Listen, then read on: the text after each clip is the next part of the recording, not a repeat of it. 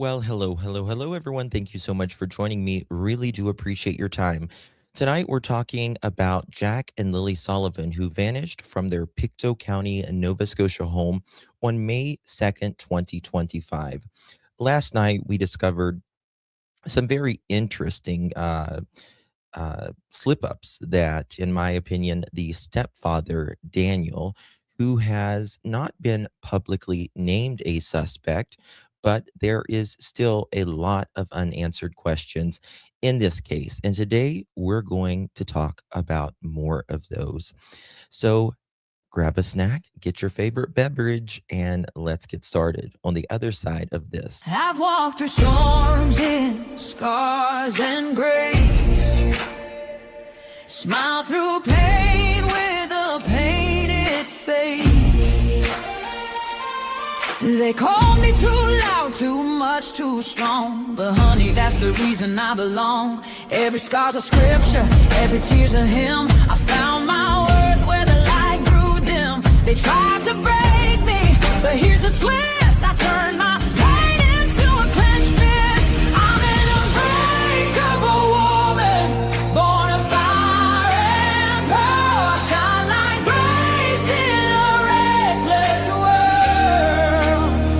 You can test my faith, you can shake my plan, but I'll rise again. Just watch me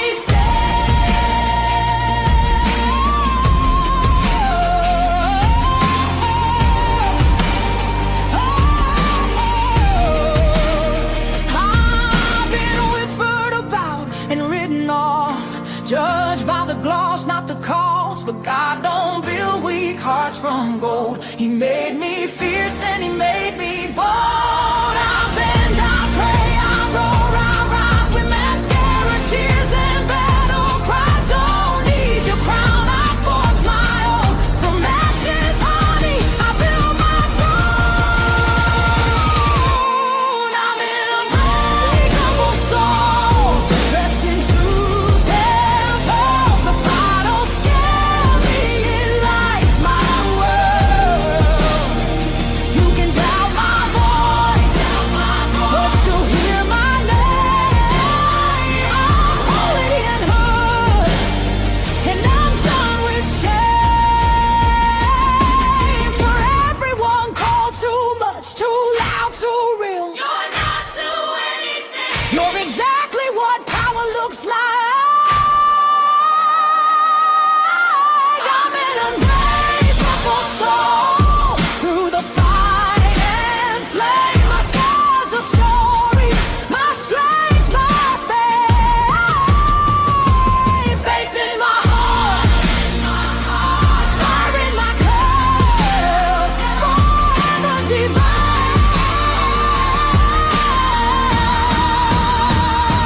Clutch them pearls.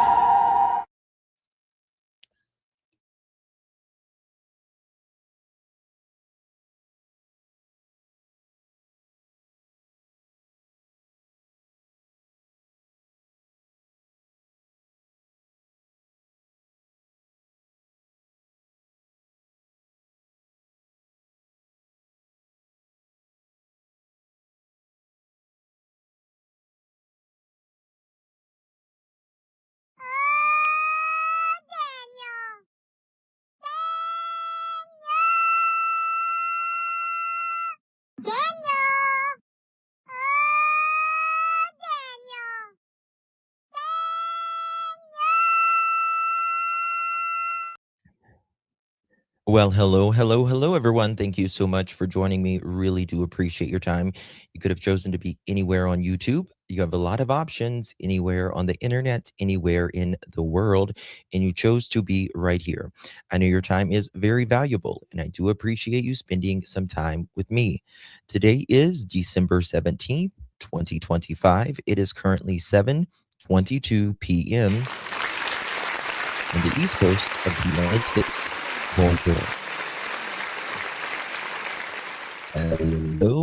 Hello, everyone. Thank you all so much for joining me. Really do appreciate your time. Tonight, we are on the case in Nova Scotia, Canada. A little out of Pictou County, Nova Scotia, a case with a 4 and a 6-year-old who has been missing uh, for several months now, since May 2nd, 2025. And last night we had a very, very interesting live, to say the very least. And this evening, we expect the same. Okay, good to see you all in chat. Thank you all so much for joining me. Really do appreciate you. I think I've gotten maybe like 4 hours of sleep since probably the last time I saw you. But nonetheless, we're getting it on. Oh, you did, Shelby. I think I was about to as well. Good to see you all. Before we get started, if you don't mind, do me a big old favor and please hit that thumbs up button. Would be so, so thankful if we get to 1,000 thumbs up with both streams during this live. We have a chicken party, and you don't want to miss thy chicken party. I'm just saying. Let me say bonjour and hello to a few of you guys in chat here. Good to see you, Robin. Miss Joyce, hello. I emailed you back, by the way. Lily, good to see you. Susan, Angel of Light, how are you doing, honey? How you feeling? You doing okay? Lily, good to see you. Jen, hi, darling. Good to see you. How are you feeling, hun? Canadian Cookie, how are you doing? How are you feeling? You guys, so many of y'all been not feeling good. I don't like that. I'm sorry y'all are feeling bad. Leslie, good to see you. Misty, Jennifer, good to see you. Forget me not. No way could I. Crazy Buck, good to see you. Anna Banana, Carol, True Crime Junkie, Sassy Cat, Robin Groom, Shelby, Red Moon Bliss, Connie Cruz, Tina Long, good to see you. Gray Wolf, hello. Butterfly Kisses, hello. Tracy, good to see you. V Oakley, Tropicana, hello. Shannon Harris, Meemaw, Daphne, hello, darling. Good to see you. Lily, hello. Callie, bonjour. Let's see here. Watch Save Kids, hello. Good to see you, my dear. Butterfly Kisses, hi, darling. V Oakley, Jennifer, good to see you. Esther, hello. Lily, good to see you. Andrea, bonjour. Shelby, hello. Good to see everyone up in here, How's everyone doing? How's everyone doing? Oh, thank you, Miss Holly. Appreciate you, darling. Thank you, lovies. Appreciate that, baby.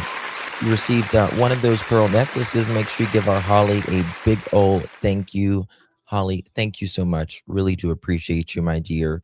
Wishing you and your husband, Lloyd, a beautiful, beautiful Christmas, my friend, and all the blessings to you guys in the new year. Thank you so much.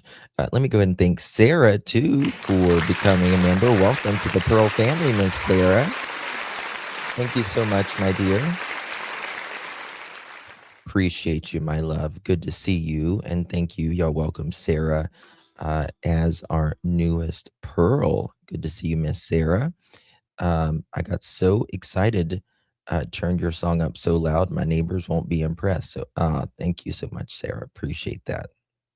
It gets you going, right? You got to get that motivation going, right?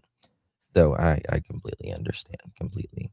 Oh, thank you, Miss Canadian Cookie. How are you, darling? Good to see you. Appreciate you very much, Miss Canadian. Appreciate that, Miss Canadian. You received one of those pearl necklaces. Make sure you give our girl, Miss Canadian Cookie, a big ol' thank you as well. Thank you so much, Miss Canadian, and wishing you and your beautiful family a blessed holiday season and just blessings in the upcoming new year. My dear, appreciate that very much. Truly, thank you. All I want for Christmas is a pearl. You're funny. Thank you, Canadian. Hey, Gypsy. Good to see you. MSC. Hello. Yeah. Yeah. Well, so last night, we were going over some stuff, And like I say, guys, I know a lot of people, they're like, oh, we've heard this already, or we've seen this already. But I am telling you, I am the living embodiment that you can absolutely hear something months, even years later, of something you have never, ever noticed before in an interview. And last night we were talking, and I went crazy. Like, I flipped my chair, almost, literally, almost flipped my chair, because Daniel in DT's Drunk Turkey, I think that's what it stands for, his channel, when he did that interview, Daniel, remember when I said there was something to Daniel talking about those car keys? Remember? Today I'm going to explain more about that and a lot more. I knew there was something about those keys because you don't you don't speak like that. That's not a natural pattern. That is something that is inserted for a reason. In my opinion, Daniel, and just anyone, in my opinion, in his position, is going to try to get ahead of what they're trying to get ahead of, right?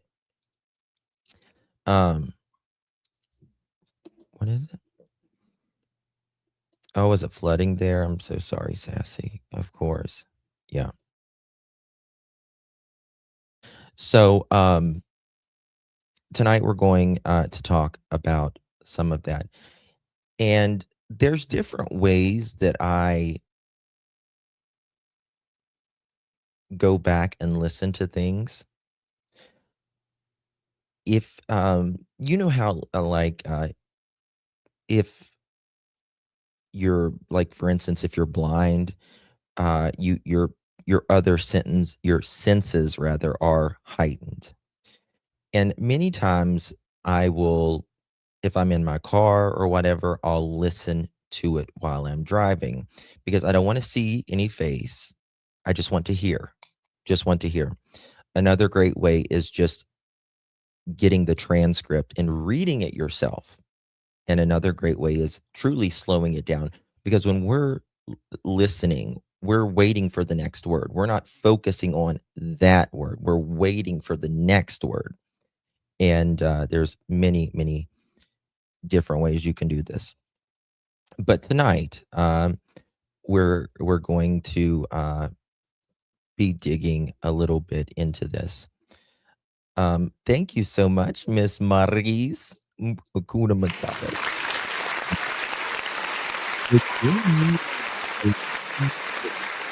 I'm living in a world down under. Love you, Justin. I love you, Miss Maurice. I appreciate you. I adore you, friend. And thank you so much. Wishing you and your loved ones a Merry Christmas. I know it's the first without your beloved mama, who love to watch this channel so much. And it's one of those things, it's just one of those things. And make it the best you can. Make it the best you can, right? So thank you so much, beautiful Maurice. I appreciate you very, very much for your support. It does mean so much to me, truly. I couldn't do it without you guys. Okay. All right. I wonder if the fifth wheel floats. So I was thinking, and we were talking, I was talking to Daff and the others. By the way, Daphne, have we got a time on our Friday, on our town hall? Did we get a solid time yet? Because Friday, what is it, day after tomorrow? What is today? Wednesday? Today's Wednesday.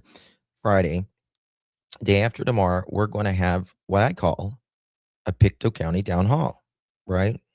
We're coming in with our lipstick and everything, honey. Okay. And we are 7 p.m. Eastern. You can go to any of the channels, whoever you want to go to, or, you know, jump around. Doesn't matter. Uh, Myself, Daphne, Sunny, um,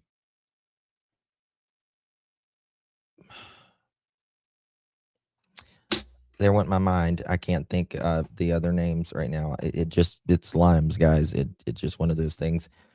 Um, Starts with an S. Charmaine, thank you. I'll get it. I'll get it. Charmaine is going to be live as well. Who else?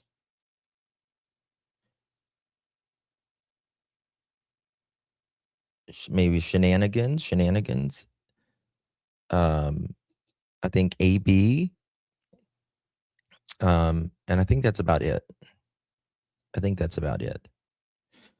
Um, and we're going to really hash this case out because, it's as creators, we essentially work alone, right? I mean, we communicate with, our respective uh, colleagues and, all of that, and other channel creators.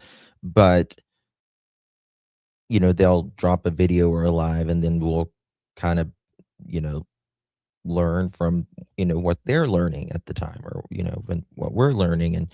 But when we're all up there together, it's going to be, yeah, Dr. Vana is also invited. Yes, of course.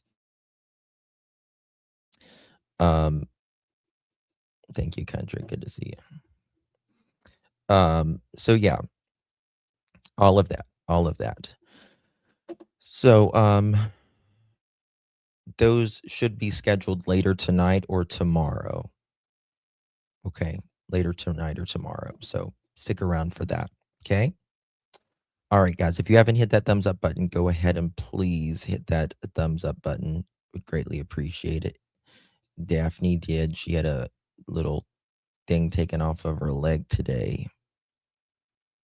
I've had things taken off my back. I know it's not fun. Okay. All right, guys. So let's get it started, shall we? So I want to first start with Daniel has just constantly changed his stories since day one. And let me tell you something. There is no need to change your story if it's true. Okay. Let me tell you something. Whenever I learned this in training, the reason people change their stories is they're trying to fix something. That's the only reason they change their story. There's no need to change your story about a missing child. You're only changing your story to fix something because there's a vulnerable spot there, a very vulnerable spot there. Okay.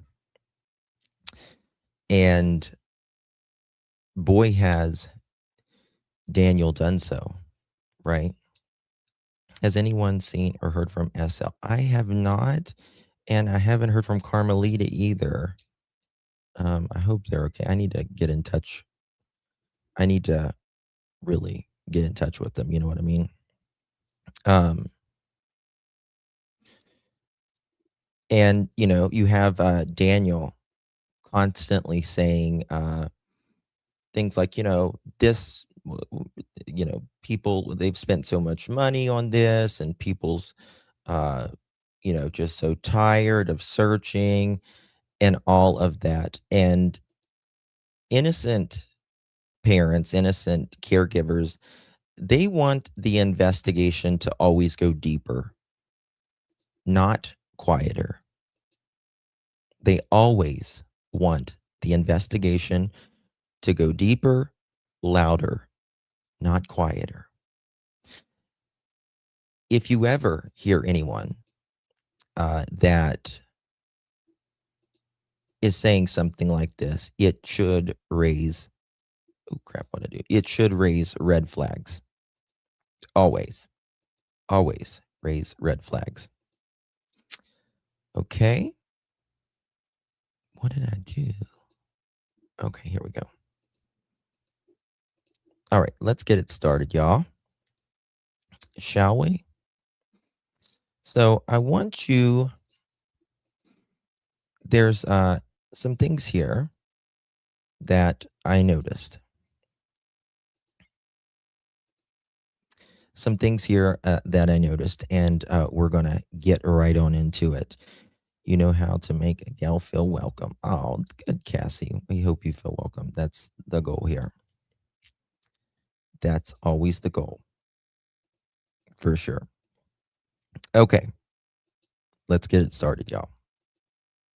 So credit goes to the original. If you want to see the full video without my,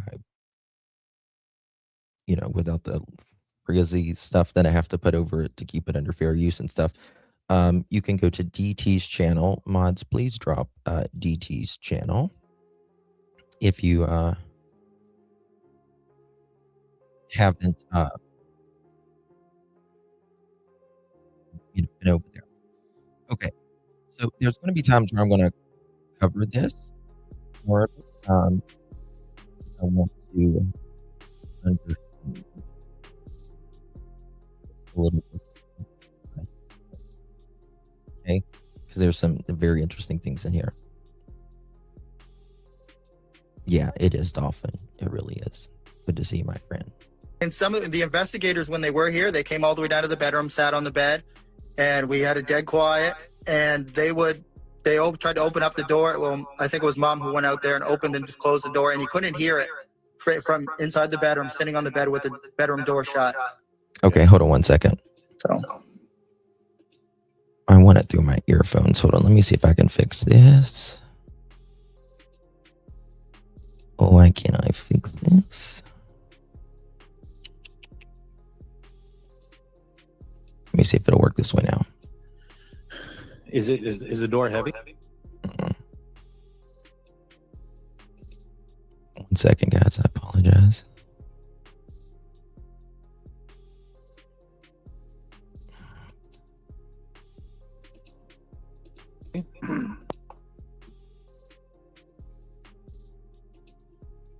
Why can't I hear it out of there?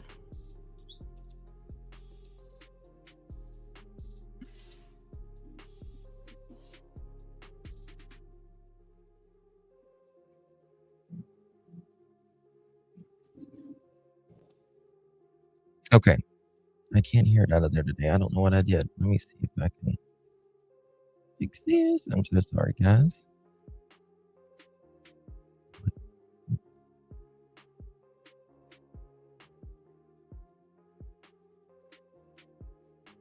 Okay. All right, here we go. it is heavy, but when the kids got their hands on it, they would have to put both hands on it, and they could slide it closed. Okay. So it is possible for them to close it. They just need to, work at closing it. Okay. Right there's one thing that I just noticed. Okay. Right there is one thing that I just noticed. It is possible. He says it is possible for them to open it and then close it. They just have to work together at closing it. Now, why are you, are kids going to work at closing this door whenever they don't normally close the door? Malaya says they normally don't close the door. Yeah, the dead quiet's one for sure. But listen to how he says it, right? He said, Malaya says they never close the door. Daniel is going to say here shortly that he sometimes doesn't even close the door or the gate. Remember, his mommy gets onto him, right? His mommy gets onto him. No, they are not going to close the door. Nope. Oh, I think he's junked in this interview for sure. Miss Tina Davis coming in clutch. Girl, how you doing, ma'am? Good to see you. Really do appreciate. Hello, friends. Justin, looking fabulous. Thank you so much, girl. 14 months. How you doing? Appreciate you so much, Miss Tina. Thank you so much for your continued support. Can't thank you enough, my love. Okay. So, that's interesting to me. Kids' main objective is to just get outside, right? That's their main objective. They don't care about closing that door. The 4 and 6-year-old, if they're not going to struggle to close it back, they might struggle to open it, but they're not going to struggle to close it back. Their objective is to open that door. They might try to close the door, but they're not going to like struggle to do it. Right? My 7-year-old granddaughter can barely open ours, and it slams when she shuts it because she uses her hands on the glass. Yep. That's how they do it. That's exactly how they do it. Exactly. Okay, now listen to this. Now, so you wake up because there's been some time that you guys haven't heard the kids anymore, correct?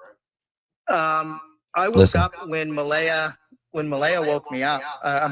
I woke up when Malaya woke me up. Now listen to that. Pretty sure it was her who woke me up because I'm pretty sure it was her that woke me up. I woke up when Malaya woke me up. I'm pretty sure that Malaya woke me up. We both kind of like woke up at the same time. Do you hear this buffoon? Do you hear him? Y'all, this guy said, I woke up when Malaya woke me up. I'm pretty sure it was Malaya that woke me up. Next breath. I'm pretty sure we woke up at the same time. Well, then Malaya couldn't have woke you up. It was just this random phenomenon that they woke up at the same time. But Malaya woke him up, he says. But here's the thing. Daniel says Malaya woke him up. Malaya said, hold on. He said Malaya woke me up. But Daniel used to say that he woke her up. He woke her up until the documents came out, and then he knew what he said then. And in my opinion, Mr. Mathtel realized that, oh, it's better for her to wake me up. It's better for her to wake me up because that way I was asleep. But none of this, in my opinion, happened at all that morning. None of this. This is pretty much BS. I'm just telling you guys, I'm just breaking this story apart because it didn't happen. And that's why we're doing it. Until we get to the car situations and things like that. Okay. Here we go.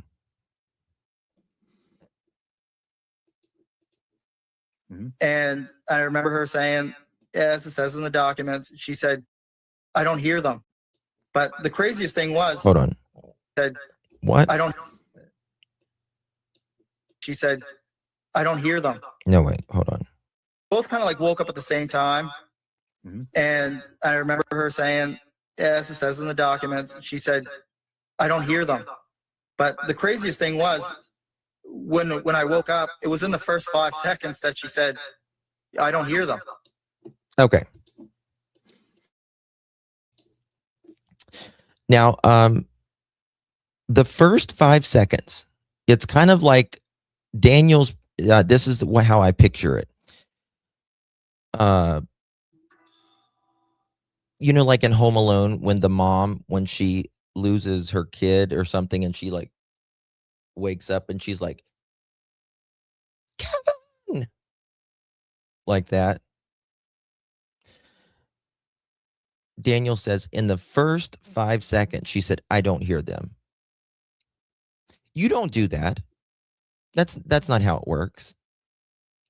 That's not how it works. Whenever you wake up, right? You don't just, I mean, you're kind of like, you know, googly at it at that point anyways. And then after, you know, maybe a minute, you might listen for the kids or something like that, but you're not going to say, I don't hear them. I don't hear them.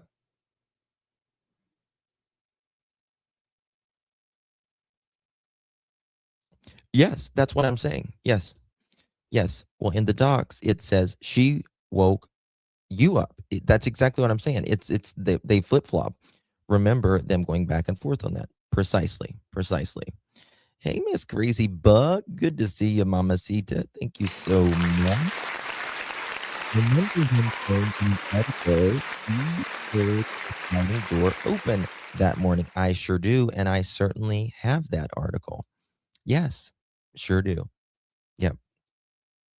Yep, I've got that, and I have went over that many, many times. And a lot of people don't talk about that. A lot of people don't talk about that. Because he says he heard them go outside, and he looked a little bit later, and they were gone. Sure do. Exactly. Thank you so much, Crazy Buck. Appreciate that very, very much, my dear. Cecilia, you're breaking my heart. Thank you, Miss Cecilia. 18 months, girl. Merry Christmas to you and your family. Thank you, Miss Cecilia. Merry Christmas to you and your loved ones and family, all my dear. All the blessings to you in this Christmas and this upcoming New Year. Thank you so much for your continued support, my love. How could he hear them over the TV that was on? That is correct. That is a very good point. JL, you pronounce it Jillies? Is that what it's yes, he says that Malaya says she gets up because the kids woke up Meadow, and she turns on the TV and they lay back down. Which doesn't make sense in the first place, right? Think about this. Okay. What do you do as a parent? If you have multiple kids, you understand this. Your kids are loud in the next room, and you have a baby sleeping, and they wake up the baby. You get the baby or whatever. You might put them in the bed, I guess, or whatever, but you don't tell the other ones to pipe it down. You don't tell the other ones to pipe it down. You've got a sleeping baby. Of course you do. Of course you do. Thank you, Miss Karen. Happy early birthday. We'll sing you happy birthday when it's your birthday, my dear. Of course, you're going to say 100% that these, Jack, Lily, keep it quiet. Of course, that's what you're going to do. Okay, here we go. And usually you would have to wait a couple you know what I mean? Or like 30 seconds or something like that, because it could be in the fridge, because that's usually what everything goes quiet when they're, these are kind of clipped together, so it might not make sense. Like it might just start saying something and then say something else. Grabbing food or doing something, right? Yeah. And so she wakes you up. Would you have Well, I noticed? think she woke me up, right? We kind of woke up at the same time, but I really don't know. Would you have noticed if she got out of bed?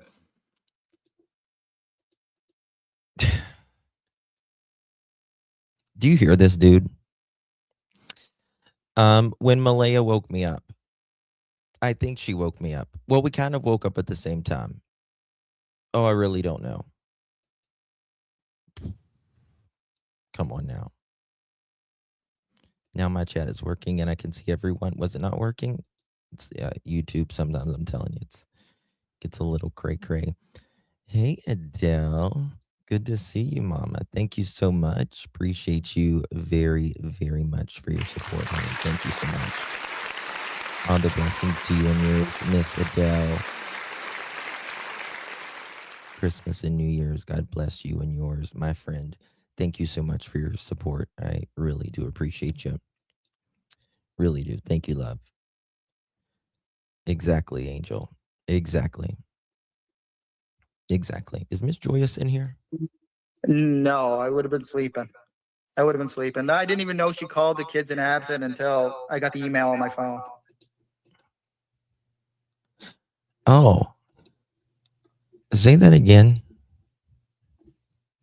I didn't even know she called the kids in absent until I got the email on my phone. Well, I mean, you woke up when Lily popped her head in, right? So you were. Yes, I did. Because there's a lock on the door, right? Because there's a lock on the door. Because there's a lock on the door.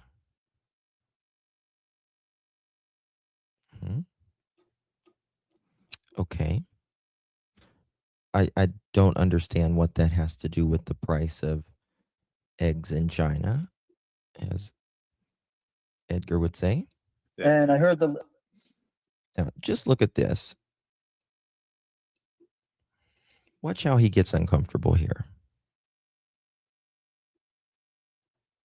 Watch how he gets uncomfortable. Absent until I got the email on my phone. Well, I mean, you woke up when Lily popped her head in, right? So you were. Yes, I did. Because there's a lock on the door, right? Yeah. And I heard like the lock rattle. So do you think though that in the time that Lily popped her head in, and that woke you up, it alerted you a little bit, and the time that you fully woke up, do you think you would have been able to tell? So would you have the ability to tell whether or not Malaya got out of bed? I don't know. Do you want to say that over again for me so I get the... I was just plugging in my phone, so I didn't hear you correctly. No problem. So if you're already have been woken up, Lily's popping in, so you've already woken up to a certain extent, maybe not fully awakened, but you've reached the point where you've acknowledged that the child has come in and out.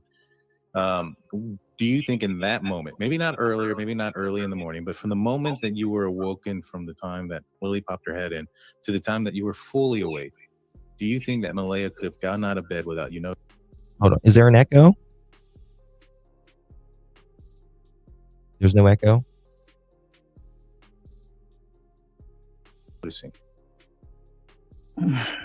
I think she could have, but you have to remember too, the baby was laying on her arm as well. So like the baby was sleeping on top of her right arm. So it's unlikely that she got out of bed. Yeah, I mean, it's unlikely, but it is possible. I mean, anything's possible, but I think Meadow may have be woken up when she's actually moving. Gotcha. But it is possible, Daniel. I mean, anything's possible. First thing I do is when I don't hear them, I get up and I, get dressed. Let me fix something here.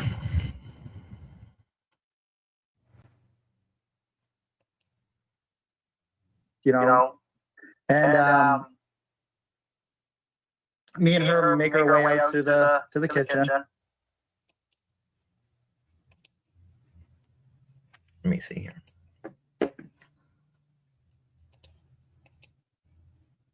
And this thing I still find out to this day. I told investigators this, is Malaya didn't look in Jack and Lily's room when we went out, when we walked to the kitchen, right? Okay. So I found that out because we both walked up together up the hallway to the kitchen. Fuck me. Okay. Doing that. Oh, 1 second, guys.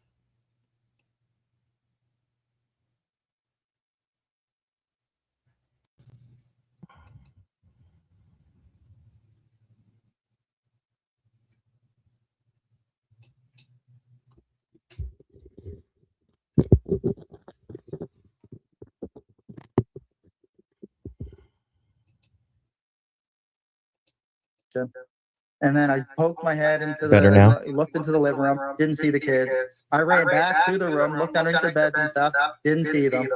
So then we made our way outside, right? Malaya stood in the kitchen when I was running like a moron through the house looking for the kids. And No. Okay. Let's try it like this. we made our way outside.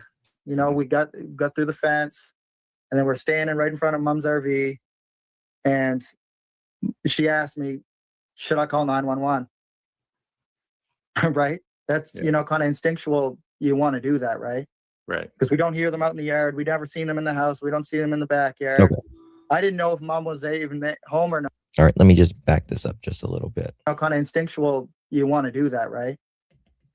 Poked my head I looked into the living room, didn't see the kids. I ran back to the room, looked underneath their beds and stuff, didn't see them. So then we made our way outside, right? Malaya stood in the kitchen when I was running like a moron through the house looking for the kids. Okay. There. Right there. Can you believe what he just said? I never noticed this until just now. You were looking like a moron running through the house looking for your kids?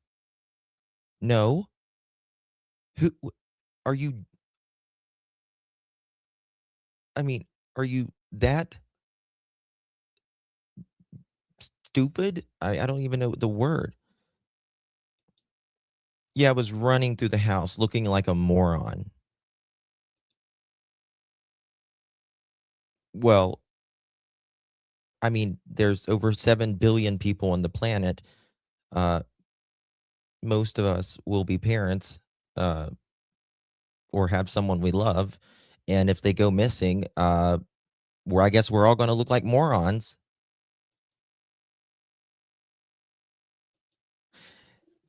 Also in this, notice how Mr. Daniel, he wants this to seem like this is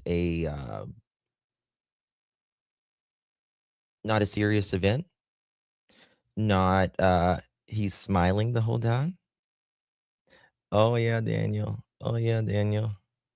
Smiling the whole time.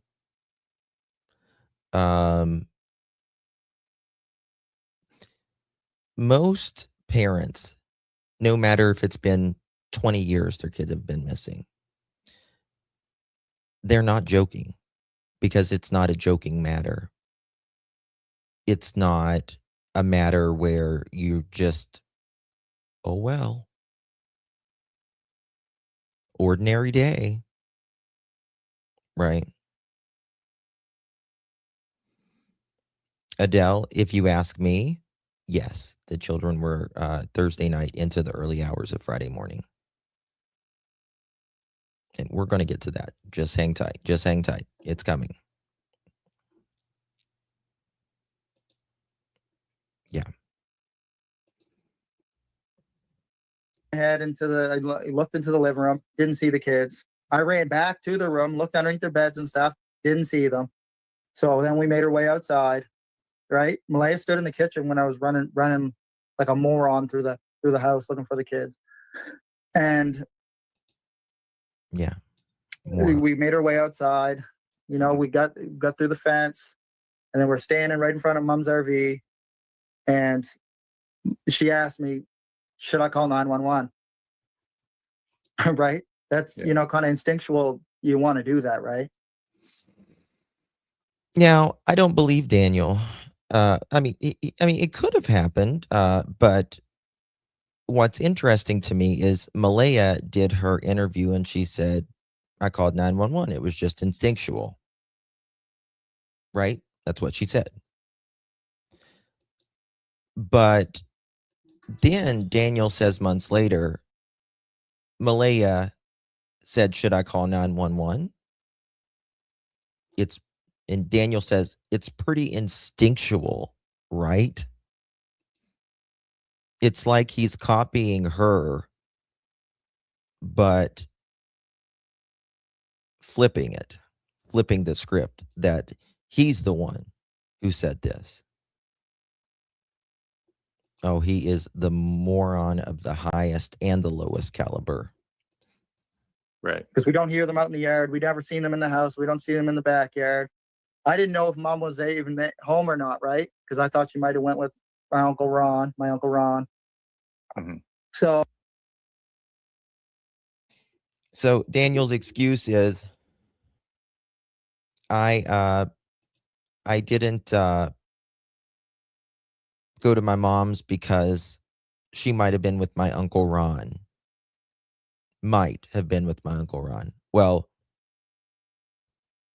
you didn't hear any cars or anything go in and out, did you, that morning? No. Right? And number two, that's the first place you're going to go. And I can just about damn sure bet you that if someone is in Janie's little camper, you can hear it from the outside. You can absolutely hear someone walking or doing whatever the hell they're doing in those paper thin walls. Thank you so much. What's up? Appreciate you, my dear. Appreciate you, right? How can you poke your head in a locked door? Lie. Yeah. Well, the way he says it, it's like he hears the locked door or something like that. It's very weird. He threw Malaya under the bus again, saying she was just standing in the kitchen while he was running through the house. Mm-hmm. Yeah. Yeah. It's all on him, right? He's the savior on this, right? He's got to be the savior. Okay, here we go. Maybe this damn thing will work. We're at 421. She's on the phone 911. I run up into the woods where the cabins are and look in the cabins, look around the area. Didn't see them. I'm screaming and yelling, Lilly and Jack, Lilly and Jack, Lilly and Jack. And then I make my way down. There's a hill behind Mom's RV. I make my way down and I'm standing there. I'm not sure if she's still on the phone with 911. She might be on speakerphone. No. Okay. This is interesting because in his interview that he did, the sit-down interview, his very first sit-down interview with the news, he says he comes back down the hill, and that's when Malaya gets on the phone with 911. But the problem is here, and he says the same here. He says Malaya here he says he comes down and he's like, I'm not sure if Malaya is still on the phone with 911. Well, they said that Malaya had to, turn her Wi-Fi off and go stand in a corner to call 911. Right? It wouldn't be, she wasn't outside.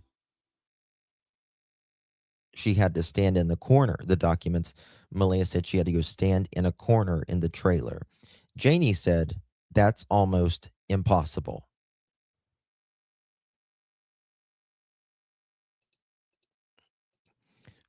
Yeah, well, we're all confused. Hello. That's the thing. We're all confused. How do you poke your head multiple times in a locked door? number one. And number two, why does a kid just keep coming and poking their head in the bedroom for no reason? Everyone does everything for a reason, right? We all do something for a reason, right? And it just makes no sense.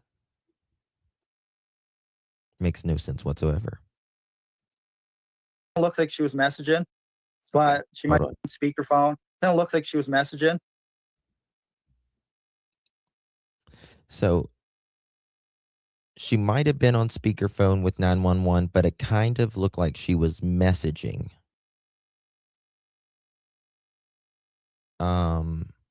Make that make sense. Was she on the phone with 911 or not? Was she messaging? I mean, you don't text 911 generally, right? But she might have been on speakerphone with that, with the, the dispatch. And so I say, I'm jumping in the car. So I ran inside. I tried to go into the front door. Door's locked. Ran through the back door, the back sliding door, got into the house, Listen, grabbed the keys off the end table, because there was two sets of keys, right? And I didn't take my phone. Well, I don't remember taking my phone, because there's no service out there anyway, not like I can use it. So hold on. I've just got to pull his thing up. 1 second, y'all, because this is annoying me. Because it's skipping part of it. Give me 1 second, guys. I apologize. You guys got to hear this.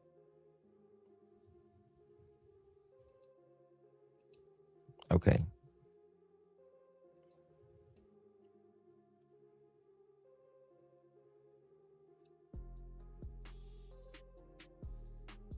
I'll make that. All right, here we go.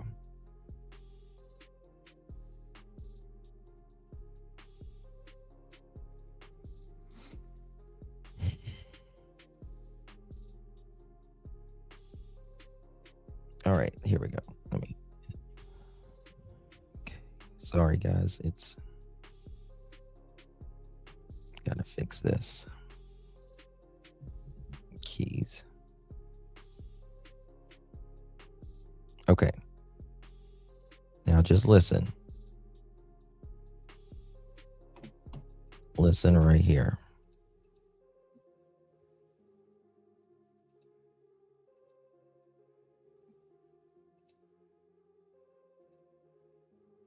So she's on the phone with 911. I run up into the woods where the cabins are and look in the cabins, look around the area. Didn't see them. I'm screaming and yelling, Lilly and Jack, Lilly and Jack, Lilly and Jack. And then I make my way down. There's a hill behind mom's RV. I make my way down, and Malaya's standing there. I'm not sure if she's still on the phone, speakerphone with the the dispatch. And so I say, I'm jumping in the car. So I ran inside. I tried to go into the front door. Door's locked. Listening. Ran through the back door, the back sliding door, got into the house, grabbed the keys off the end table, because there was two sets of keys, right? And then okay. Grabbed my keys, or grabbed two sets of keys, or grabbed the keys rather. Sorry. Grabbed the keys. And then he says, because there's two sets of keys, right? Yes, there is way too much detail, Cuff-You. But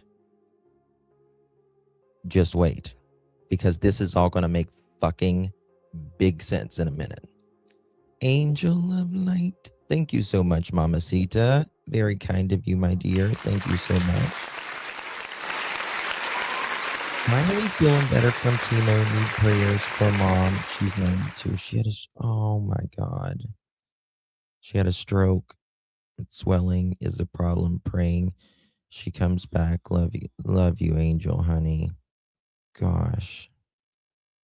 I am so sorry. We are going to keep you in our prayers, my dear, and your mama, of course. Absolutely. Love you, honey. Thank you for your support, my dear. You're kicking cancer's ass. Okay. Now just listen. Listen. I didn't take my phone. Well, I don't remember taking my phone. I didn't take my phone. Well, I don't remember taking my phone. Because there's no service out there anyway. Not like I can use it. There's no service out there anyway, so it's not like I can use it. Well, how did Malaya use it? So I left my phone on the end table. I'm pretty sure I left it on the end table. Investigators would know that 100%. So grab my keys. There we go, motherfuckers. There we go. All right. Got it. Right here. Investigators would know. So I grabbed my keys.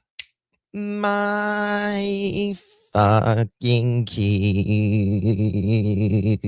My keys. Right? Now, he's going to make the big ol' book up in a minute. Right? Because he's going to say the blue. I don't know if he's going to say the blue or the black. Because I think it's the black. Because when you're saying blue or black, they both are blue. BLUE, BLAK. CK. CK. To the blue vehicle. I think it's black. I think it might be black. But blue, black. Blue, BL. Black, BL. So,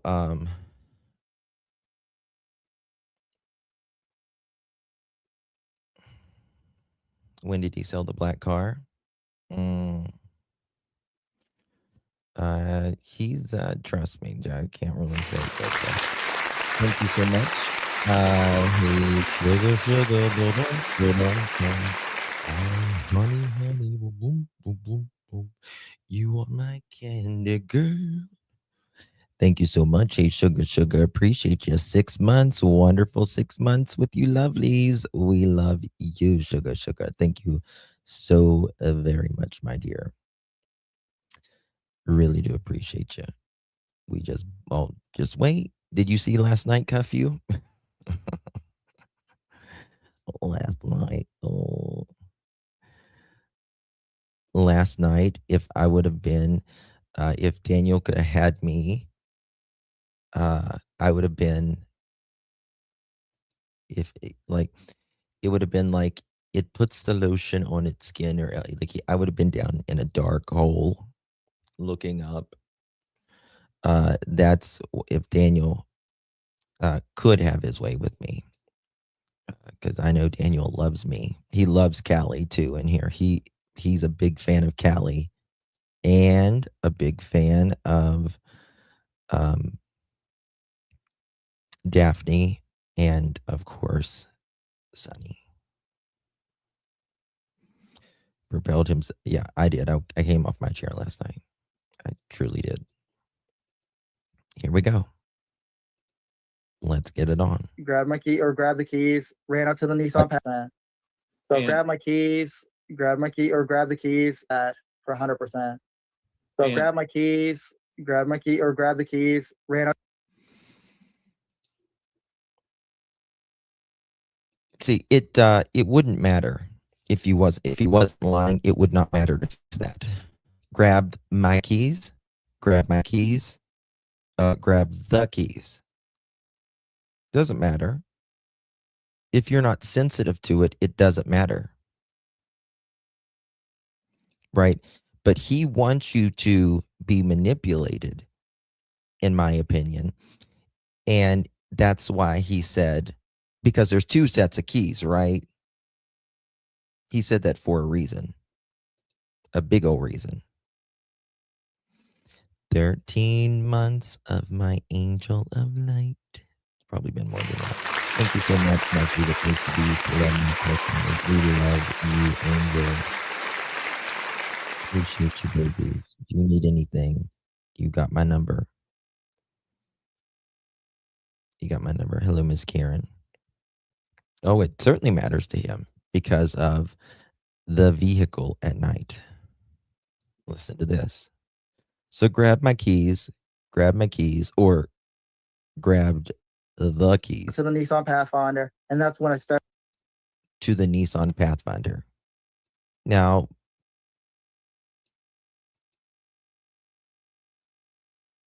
most people would not say, grab my keys to the Nissan Pathfinder or grab my keys to the Escalade and got. No, I got in my vehicle or I got in my car and I went to look for my kid. But he is giving you information that is not truly needed. Well, it is needed, but he's just wanting to deceive you and me and others on which vehicle he took. Started to search the dirt roads and the culverts, right? So I went up Lansdowne Road. Okay, now listen to this. I already told investigators this, but that blanket was not there in that tree. Which direction were you That would be when I'm coming out the end of the driveway and I'm going right. Okay, now, very important, very, very, very important here. Daniel is going to tell you the way that he went. And the neighbor who told RCMP the day Jack and Lily went missing or the day after would have no idea which way Daniel went and what he did and how he turned around. He would have had no idea. But months later, when Daniel tells how he drove, he tells the exact way that the neighbors heard him driving that night. Except Daniel is saying this is that morning. Nope, it was that night. It was that very night. The math tails, yes, exactly.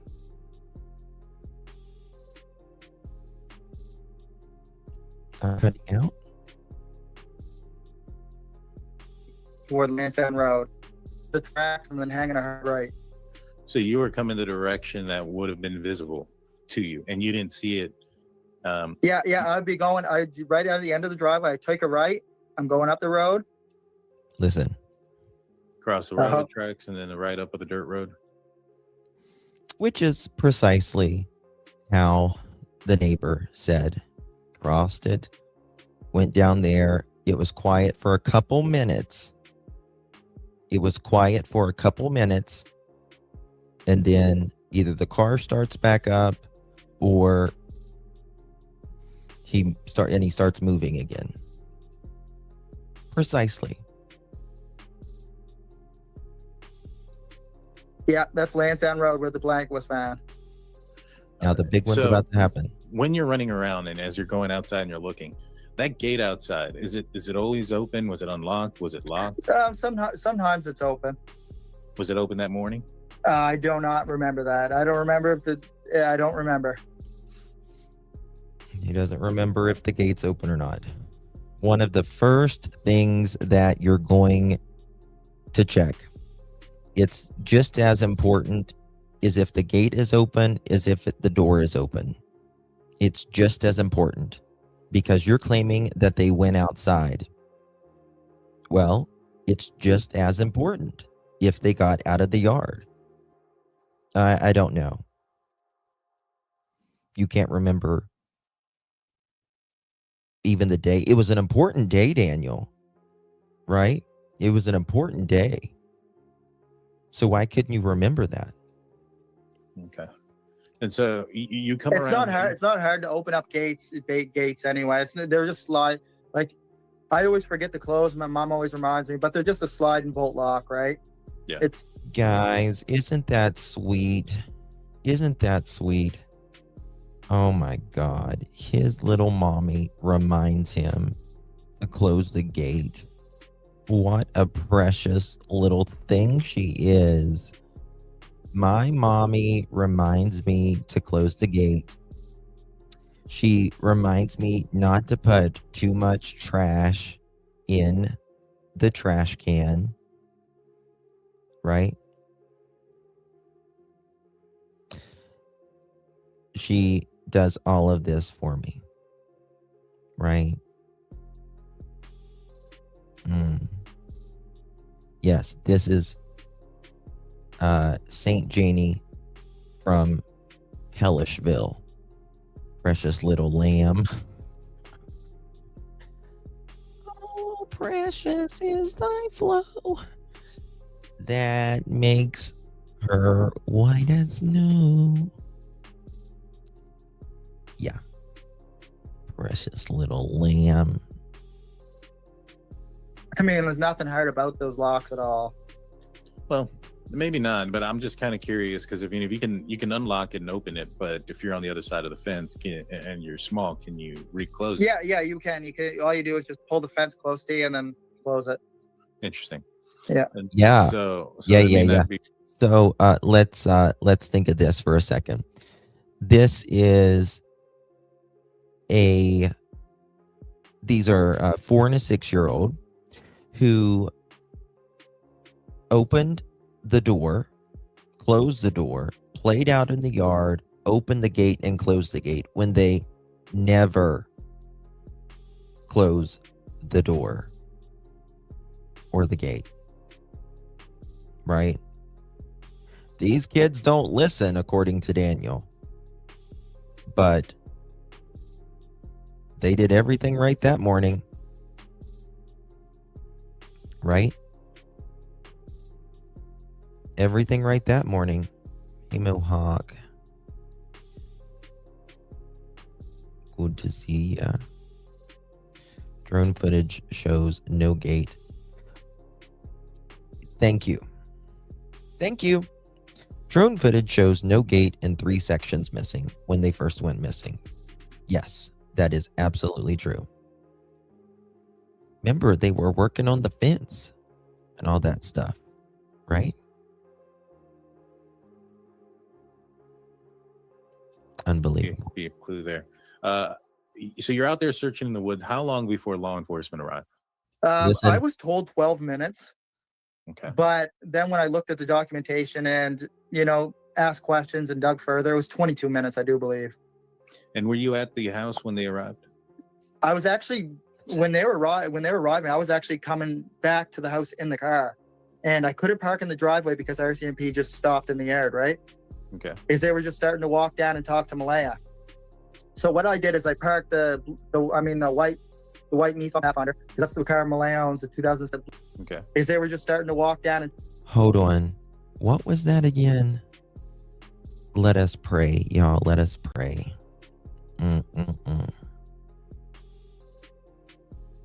Let's make sure we heard this correct. Let's go back and see if he says the bull or the bull. Let's go see.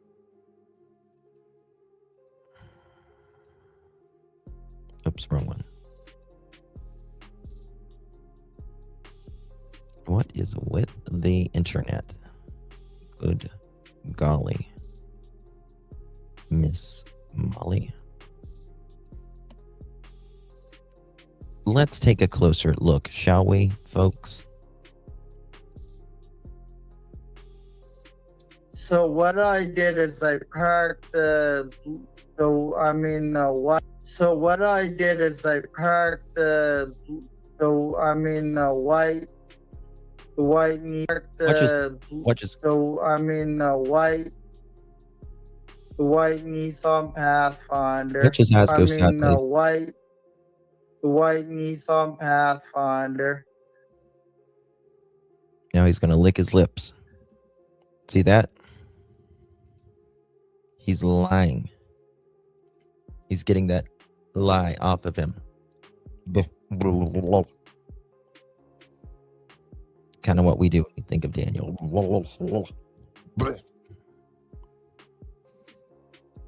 Right? Lizardlips.com. No bueno. Oops, wrong one. There we go. Is that the car Milan's the 2017 Nissan white Pathfinder? Then the white car. The white, because I want you to know. Because that's the car that Malaya drives. Come on.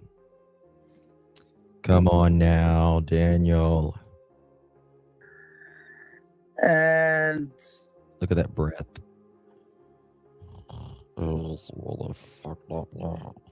Pathfinder. And like car Milan, white Nissan, the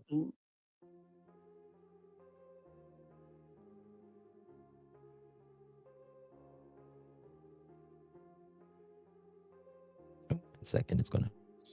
So what I did is I parked the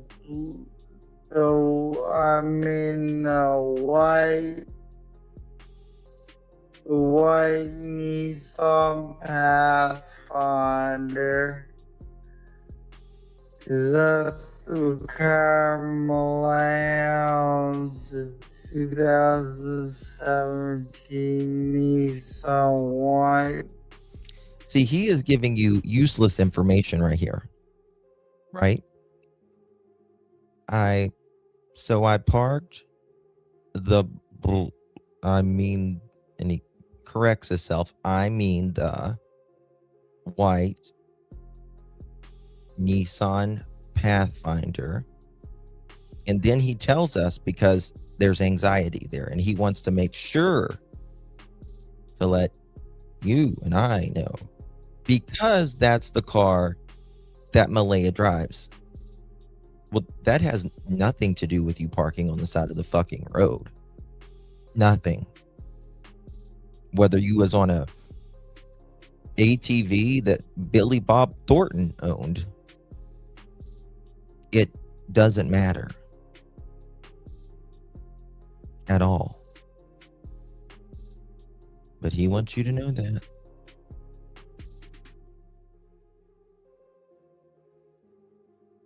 Oh, you're fun, Gypsy. You're fun, honey. Oh, Miss Maurice. Thank you, Mama. Thank you so much, honey. Appreciate you very, very much, Maurice. Appreciate you. Love you. You received one of those pearl necklaces, and make sure you give our gal Mauricio a big old thank you. Thank you so much, my love. Appreciate you. All the blessings to you and your loved ones, my dear. Thank you. He has definitely going to say blue. I'm blue or black, either one. Blue. That's all I got out. Like Pathfinder. And I parked over. You want dumbass. He is so annoying. Talk to Malaya. RCMP. I was actually coming back to the house. 1 second here. What am I doing? Okay. In the car. And I couldn't park in the driveway because RCMP just stopped in the yard, right? Okay. Is they were just starting to walk down and talk to Malaya. He couldn't park in the yard.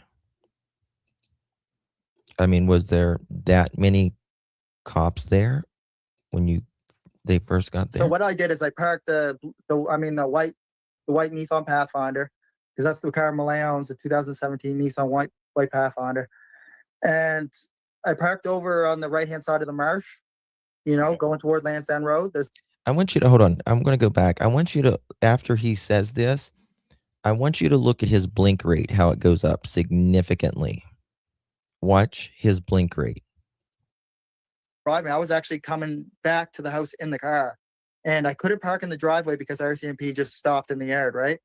Okay. Because they were just starting to walk down and talk to Malaya. So what I did is I parked the white Nissan Pathfinder, because that's the car Malaya owns, the 2017 Nissan white Pathfinder, Blink. and I parked over on the right hand side of the marsh, going toward Lansdowne Road. There's a marsh that's right beside the house there. Probably can pull that up on the map. There's a little driveway that's right beside it. It's about 100 feet. And he does 2 long blinks. When he first gets caught, he does this. He's trying to gather his thoughts, right? That's what we do. I parked the Nissan Pathfinder. He's trying to get it together right there. From the house. Okay. Go around here? Yeah, that's actually the marsh, and there's a little driveway right on the left-hand side right there. Yep. That's where I parked in the white Nissan Pathfinder. Okay. And that's where I parked the Nissan Pathfinder. He like says it twice because he's fucking scared now. Yeah, that's actually the marsh, and there's a little driveway right on the left-hand side right there. Yep. That's where I parked in the white Nissan Pathfinder. That's where I parked the Nissan Pathfinder. Because he so junked himself back there. Right, Justin, right before Daniel says, I'm jumping in the car, it sounded like he started to say, so I rode. Or can you listen? Yes, we can go back to that. Okay. And then when I jumped out of the car, the RCMP. That's very interesting you said that, because you generally would say I would ride in a car, but you would say I rode the ATV, right? Or I rode the lawnmower, but you say I ride in a car. Let me see here 1 second. When he says,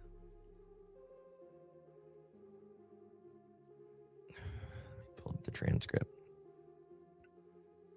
Let me find what it says again. I'm jumping in the car.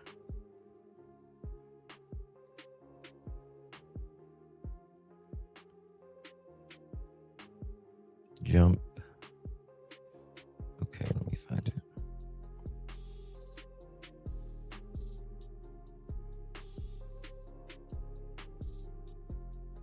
Okay, here we go.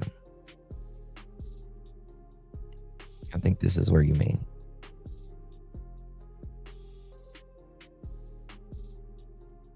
There.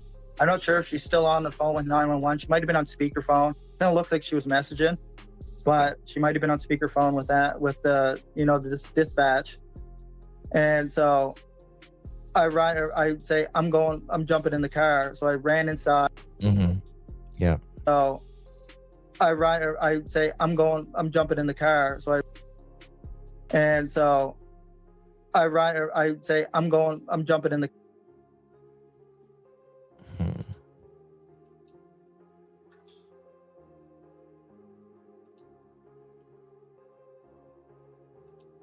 And so Watch him take something off of his tongue.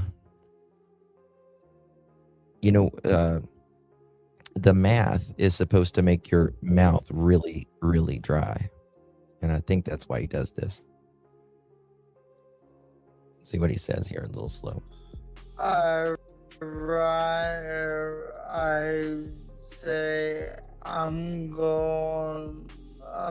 jumping in the car. I'm jumping. Say I'm jumping in the car. So I ran in. I say I'm jumping in the car. So I ran inside. You know, I tried to go on, I'm jumping in the car. So I ran inside this dispatch. And so I say I'm jumping in the car. Yeah. Well, this is the thing he says that he does. Is that why math people have no teeth? That's partially why, yes. Yes, because severe dry mouth causes tooth decay, right? That's partial. Yeah. So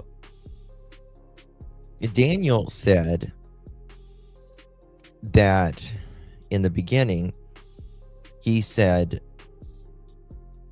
after he did his little drive, he says he goes back home and then he jumps on the ATV and he does 20 or 30 acres of searching. Right? I'm riding. I'm riding. You would say I rode the four-wheeler, I rode the ATV, I rode the lawnmower. You wouldn't say I rode the car. You'd say I'm riding in the car. That's interesting. A lot of times when he's lying too, he'll look sideways a second. It's usually to his right as well.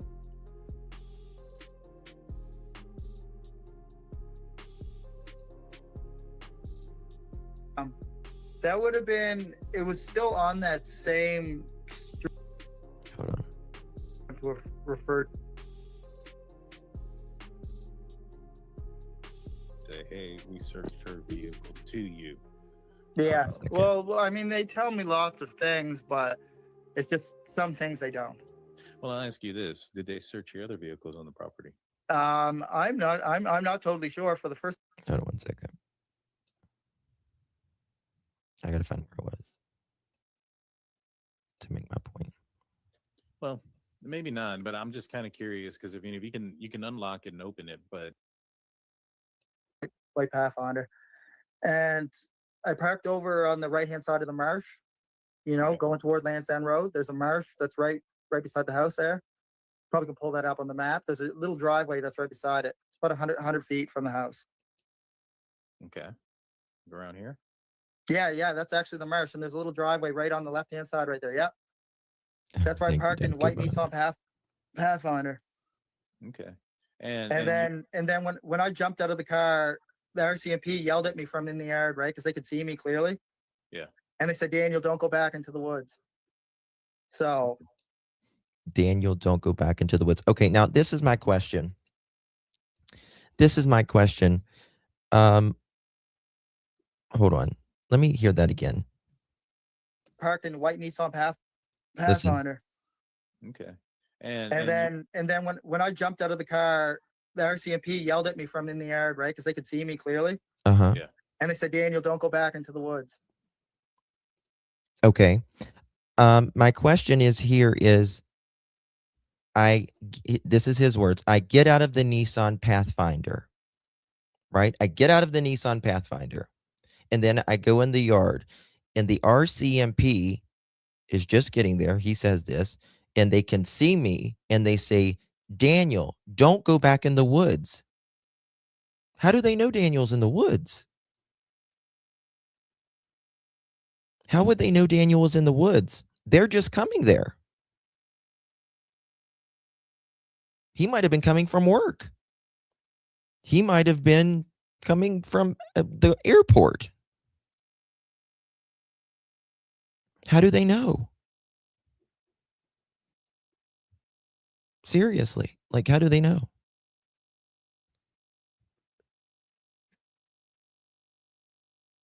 Because, again, Daniel has not seen RCMP yet.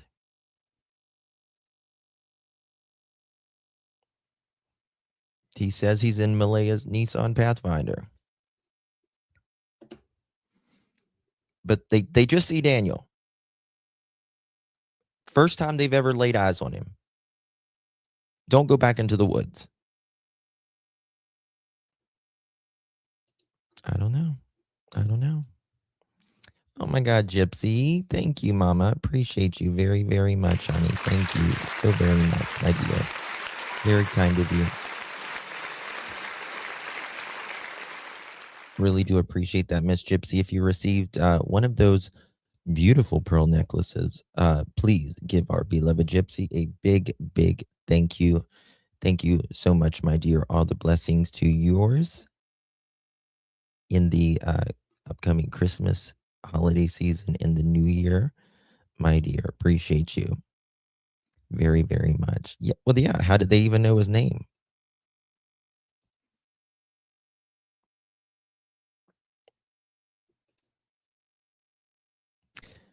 But I can't see it after I hit send. Dr. Vanna, are you in the live? Or are you in the vertical? Or are you in the horizontal? I don't know. So at that point, I didn't go back into the woods. I walked over to the house and I went down and I was talking to my mother because the RCMP just, officers just sworn Malaya. Yeah. Yeah. And so they asked you to stay there. They asked her to stay there. Did they look into your Pathfinder or the Pathfinder? Did they search it? No, they didn't at all. No. At any point? Not that I know of. Well, he says not that he's aware of. Well, this is the thing. Malaya leaves the next day. I mean, they should have checked it very soon, in my opinion. But in my opinion, they should be looking for a blue and a black car. The one Daniel told us he was in. Now, was this the vehicle that went with Malaya? Like, I think it was towed later. Yeah, it was actually towed by Commander of Operations. The guy's name is Josh. And he's actually pretty pissed about where they left it. They left it right at the bottom of Lansdowne Road when they left. Interesting. Yeah. So he was pretty pissed about it. He said what he said is that goddamn fucking vehicle's always in the way of the search vehicles, right? So he said he's like, I had it towed out of here. It was White River Towing or something like that. Okay. Yeah, he wasn't happy about where it was left because they use that road quite a bit. And when it was towed, were you still in communication with Malaya? No. Okay. And my wallet was left in the car. Now, listen to this. He wasn't in communication with Malaya, and he says his wallet was still in the car. And everything was taken out except for the important when stuff. It was towed, and then when I got my wallet back, everything was taken out except for my actual important stuff, like my driver's license, my bank card, my health card. All that stuff was still in there, but all the other stuff was taken. Interesting. And did the investigators ever tell you that they didn't search it? No, they didn't. Okay, so there's a possibility that they searched it and just that you're just not aware of it. That is true. That could be true. Yeah. Okay. Yeah. I mean, they can't tell me everything, so. Right, and it is her vehicle, so I'm not sure if they would. Well, that's exactly right. That's what I'm asking. Like, why is his wallet in there to begin with? Right. Come out and say, "Hey, we searched her vehicle to you." Yeah. Well, I mean, they tell me lots of things, but it's just some things they don't. Well, I'll ask you this: did they search your other vehicles on the property? I'm not totally sure. For the first couple of days, like I wasn't at the house, but I imagine they did. He's not quite totally sure if they checked his other vehicles, but he imagines they did. Well, they generally take it in for searching if they're truly going to give it a forensic examination, right? They're going to get a warrant, and they're going to take it in. Yep, it's his lizard tongue cuff. Okay. Well, I would imagine that they would have. That would have been a Yeah. big oversight to not do that. And I'm my assumption, it's just an assumption, that the reason you don't know about it, obviously, is because, well, Malaya and you weren't talking. So at this point, you arrive, officers are talking to Malaya. How long before the search team gets there? Listen, The search team was actually fairly quickly. They actually had the command center and everything set up pretty fast. very They had a fast. lot of different, I don't know what you would call them, search teams or dispatchments of different units. Mm-hmm. There's 23 different. Within 10 minutes of them being there, they had drones in the air. 10 minutes. Now, Daniel's going to say something very, very interesting up here that I picked up on today. And to me, it makes me want to look this much harder. Search organizations or search teams in Nova Scotia from each area. They have a total of 23. Mm-hmm. I'm not sure if all 23 made it here, but there was some from the South Shore. I mean, a lot from all over Nova Scotia. And they had the Nova Scotia Guard called in, and the first helicopter arrived on scene within the first hour and a half, which was I do believe I was told that's a record for making the first helicopter. And that is amazing. Within an hour and a half, they had helicopters, drones, so many people searching, police everywhere. And again, 10 minutes of them being there, they had drones up. Now, according to Malaya and Daniel, this is very important in my opinion. Jack and Lilly had been missing 20 minutes. They hadn't heard them for about 20 minutes. Okay? When you start the clock on that 20 minutes that you didn't hear them, right? It doesn't mean they just left out the house right then. They could have been in the house for 5 minutes, even 10 minutes, maybe even longer. They had to get their boots on. It takes a 4-year-old especially a minute to get their boots on and all of that. And then they had to open the door together, right? And then they had to shut the door together. Then they had to go outside to their swing set because Janie says that she hears them outside playing, and she just thinks they're outside playing. Well, this would be part of that time where they're not hearing them, right? So they had to be out there on the swing set playing for 5-10 minutes, right? At least 5 minutes for them to be out there, playing. And then they had to open that gate and close the gate, I assume.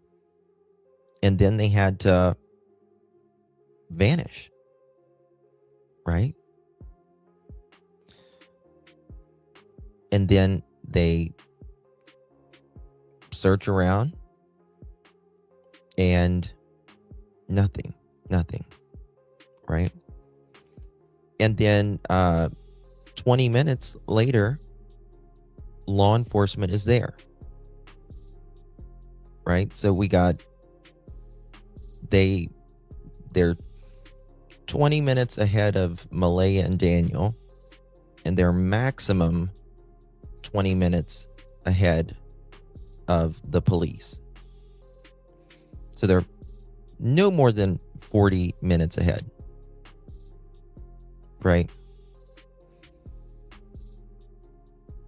And they're out of that search area in 40 or 50 minutes.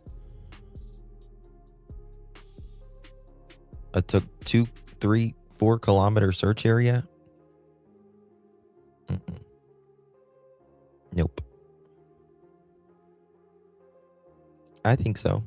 I think she's lying, in my opinion.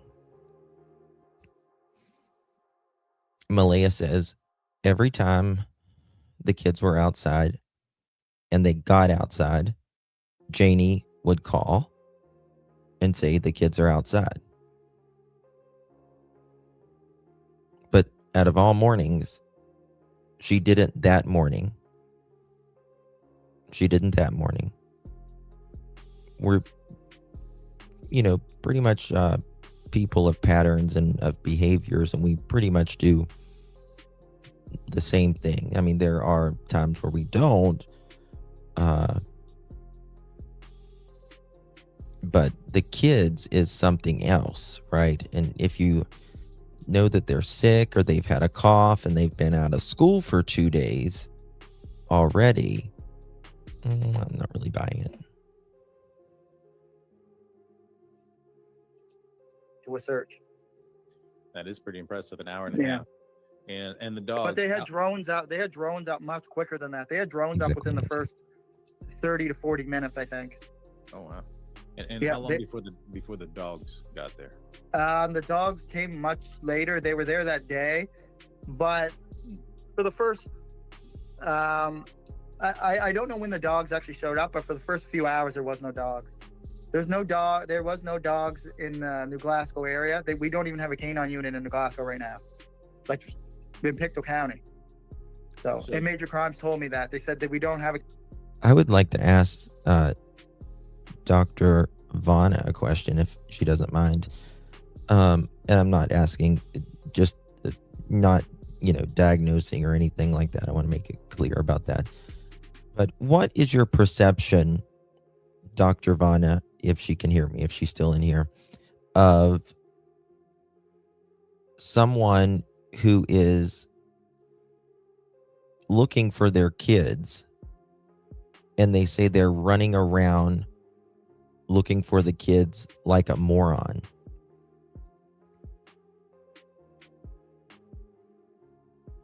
Because that's what Daniel said. He said, yeah, I'm running around looking for the kids like a moron. Canine unit in Pictou County anymore. Gotcha. So a lot of the resources are coming from northeastern Major Crimes, which is the Truro area. Understood. Like 45 minutes to an hour away. So it did take them some time to get out. Yeah, but we had the best search dogs in the province at the house. They belong to Halifax Search and Rescue. Good deal. And so you weren't allowed to go into the woods. Where were you at during this time? I was actually back by Mom's RV talking to her, and we were wondering why we couldn't go back into the woods. And then a number of minutes. I was thinking this. Okay.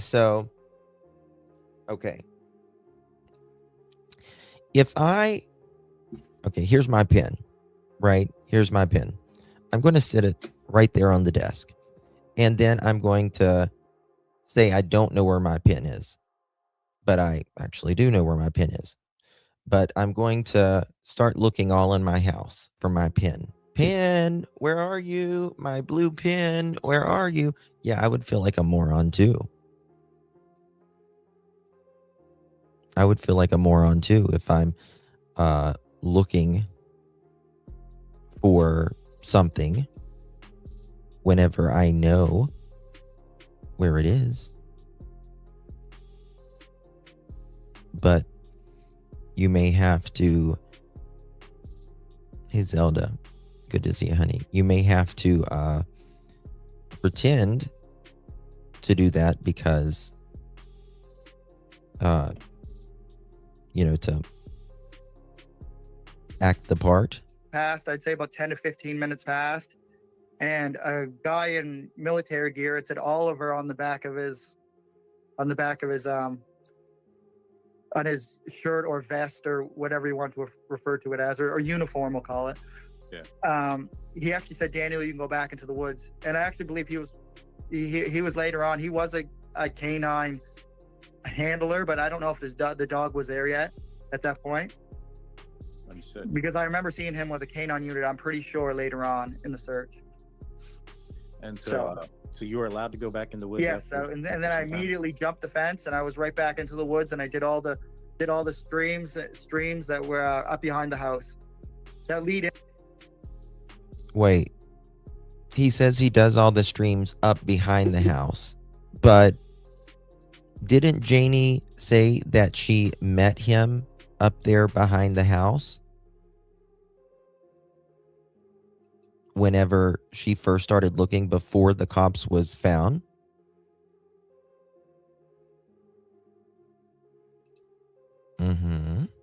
Exactly, Joyous. Exactly. Yes, Misty. Yes, YouTuber. Yes. Yeah. I said,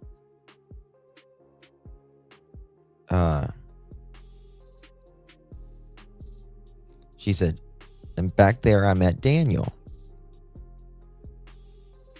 And he said, are you coming with me?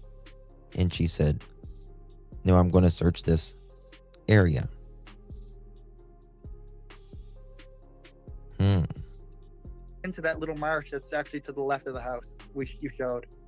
Now, I don't know how true this is. I've heard rumors of this, that at some point you heard a scream and you thought it sounded like the kids. When was that was later on. That was that would have been, it was still on that same stream path when I was walking up through the woods. It was on that same stream path when I was walking up through the woods. Listen.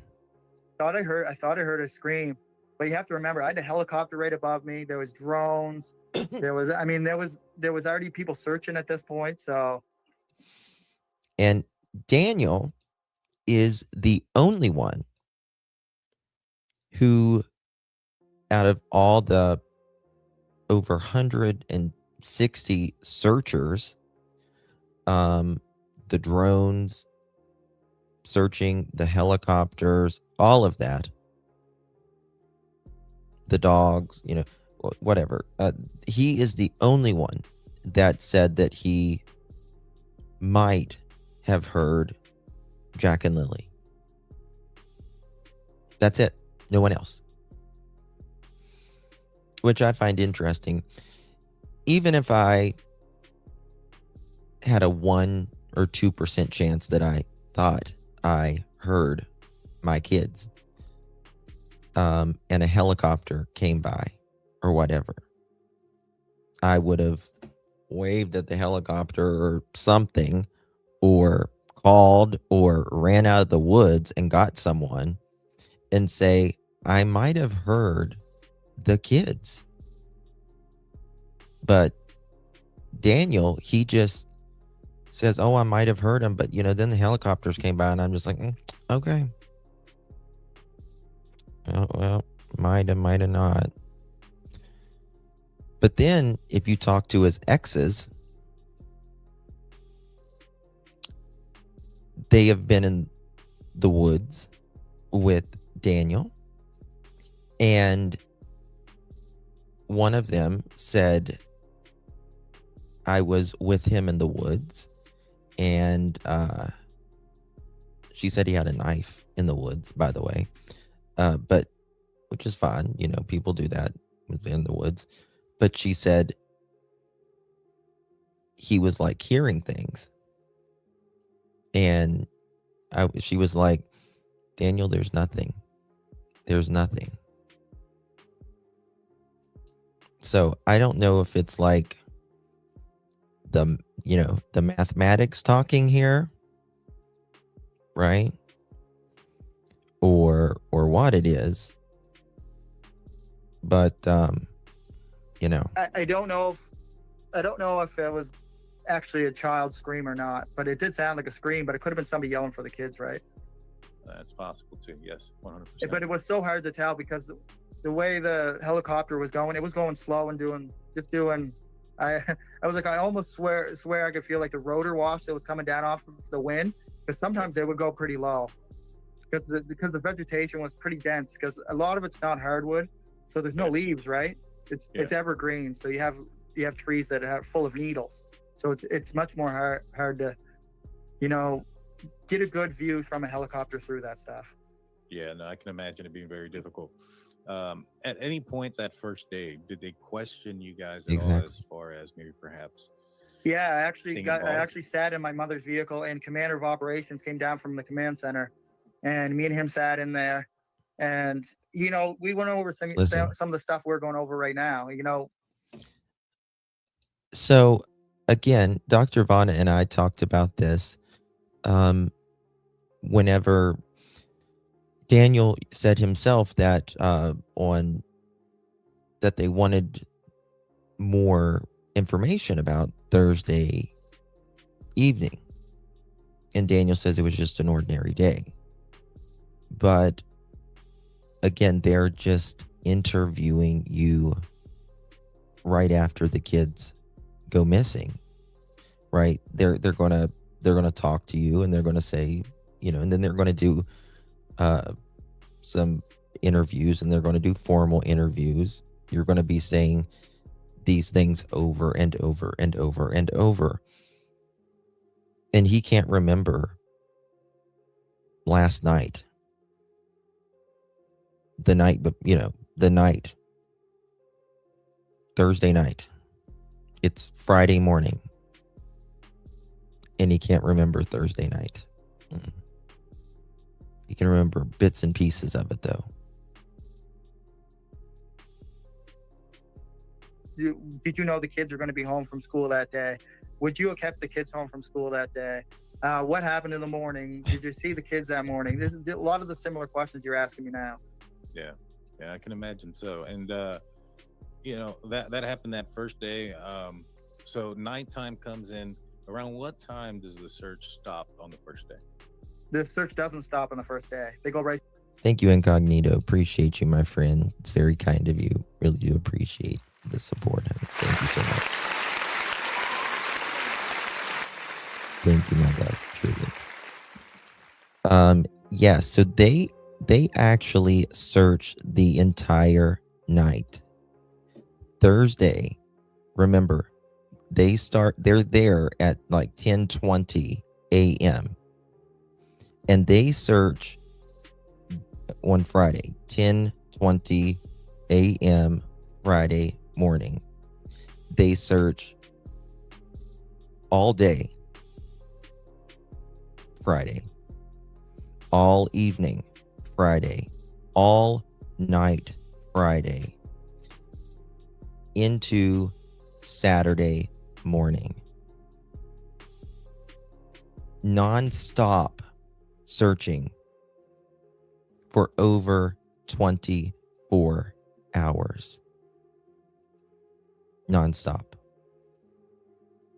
And then this goes into several days of, then they start doing it like 12 and 15-hour days. Through night. Interesting. And when are you notified about a blanket? If we're referring to the... Well, that's very interesting. Did DM search, or did he need to rest? Daniel, his words was that he was not home much of Friday or Saturday because he says he was searching. Now, Saturday, whenever a lot of the family and stuff was there, and this is in the documents as well, Malaya says Daniel is acting erratic. That's her words. Erratic. And that she also says that he is not looking people in the eye. She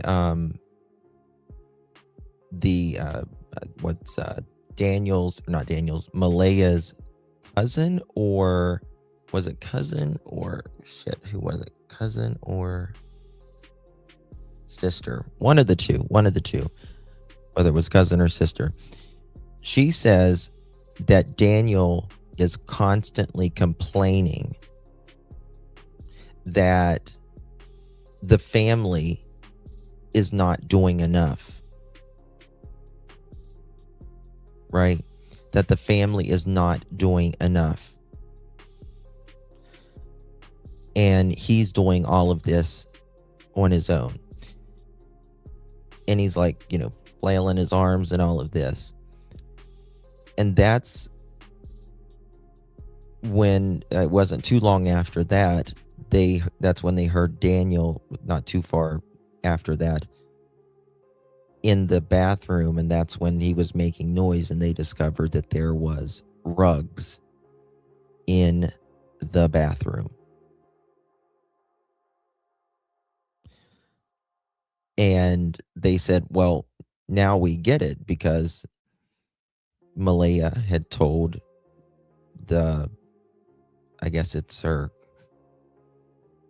sister, her half-sister, that Daniel had been on rugs for at least 2 out of their 3 years. Right? So that would kind of, if he's running around, high on the mathematics, that might be a reason, per se. Oh my God, Joyous. Thank you. My goodness, that is so generous. Thank you so much, Miss Joyous.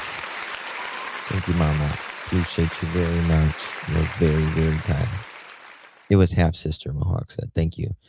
Thank you so much, Miss Joyous. Love you 2 pieces. Blessings to you and Mr. Joyous this Christmas season and into the new year.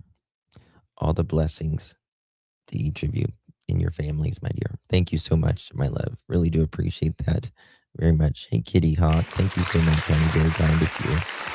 Where's the babes? Thank you so much, Kitty Hawk. Appreciate you very, very much, my dear. Very kind of you. I mentioned the ATV topic several times. He himself even said he jumped on the ATV and searched properly first. Oh, well, yes. Paul, you're absolutely right, because I've got the documents where he is quoted saying after he gets home from his car search that he parks the car, jumps on the ATV, and canvasses the area 20 and 30 acres, he said. Sure does. Absolutely does. The blanket that was up in the tree, or right, just well, the blanket in general? Well, let's rewind then. So there's been a lot of confusion that you Yeah. had denied that the blanket in the tree was Lily's that ended up being Lily's. He absolutely denied it. This is not my opinion. It's not an opinion. It is a fact. Daniel 100% denied that was Lily's blanket. Malaya did not. Malaya always confirmed that was Lily's blanket. Daniel, for about the first week, he denied that was Lily's blanket. RCMP would not even discuss a blanket for months until they did. And then they did say that there was a blanket and that they were going to, I guess, test it or whatever. Even in the news documents, it'll say Daniel at first had said that this blanket wasn't part of, wasn't anybody's. And then they'll say he later says it is, right?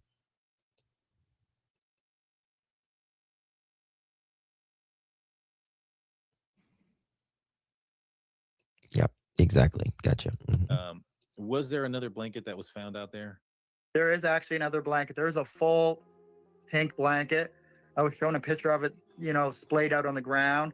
Officer Karen Mason showed me that. She was involved in quite a bit of the, just back and forth stuff between the command center and me and Malaya and Mom and, some of the people involved, and just trying to relay Hold on. information. What did I miss? 1 second. Pink blanket.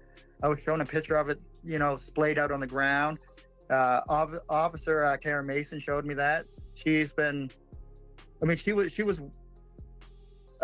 involved in quite a bit. Okay. Now I just noticed this. Okay, get this. Daniel is he just said Officer Karen or whoever showed him a pink blanket laying on the ground, right? Hey, Miss Sarah. Thank you so much, my dear. Where you been, girl? You okay? Miss ya. Good to see ya. Merry Christmas to you, my dear. If you received that, make sure you thank our girl, Sarah, for gifting that pearl necklace. Thank you so much, my dear. Really, really do appreciate you, my love. Good to see ya. I always need your sarcasm, Sarah, here. You make me laugh. So cute. Okay, but he's going to talk about here that, yes, the RCMP did speak to him about the full blanket. We're not talking about the piece of blanket, okay? There is a pink blanket or sheet on ground behind RV.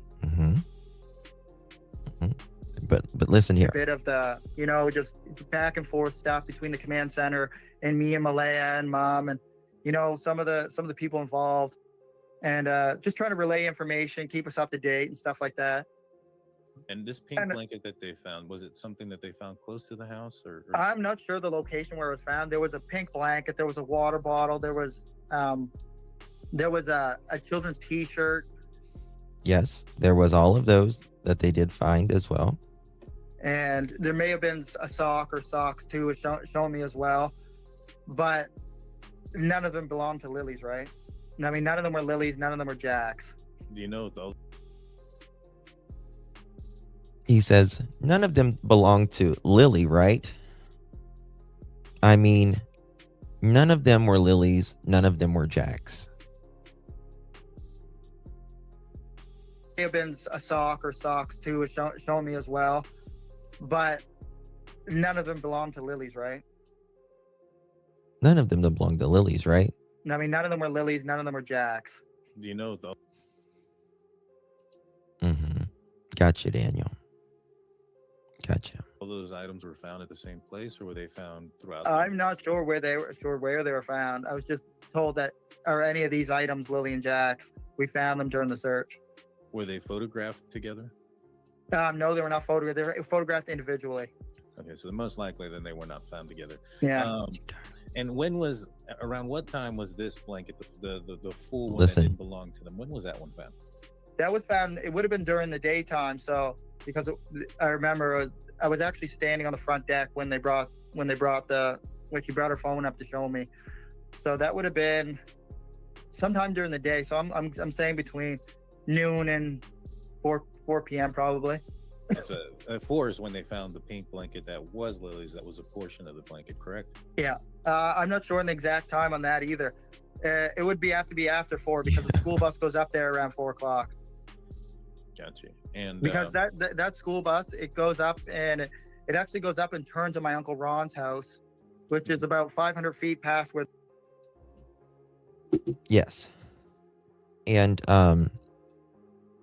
when did they actually find that pink blanket, the pink in the tree? It was early on though, wasn't it?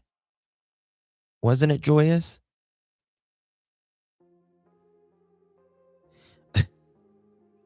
Incognito. He's off in a black hole of Calcutta.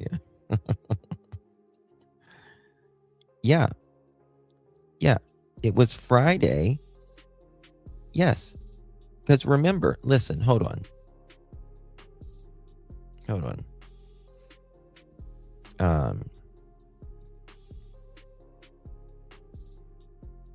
Let me see here.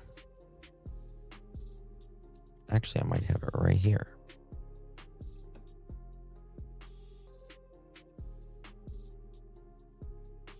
Let me check 1 second, guys.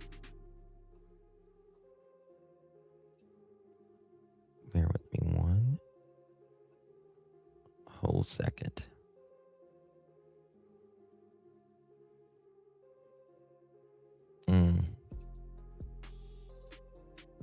Let's see here.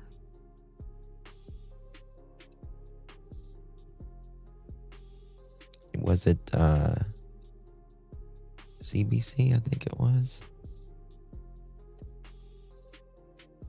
One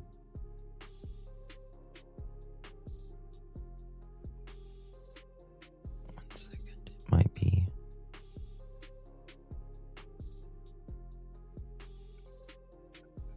Damn, it's not that one. It's gotta be. It's gotta be this one.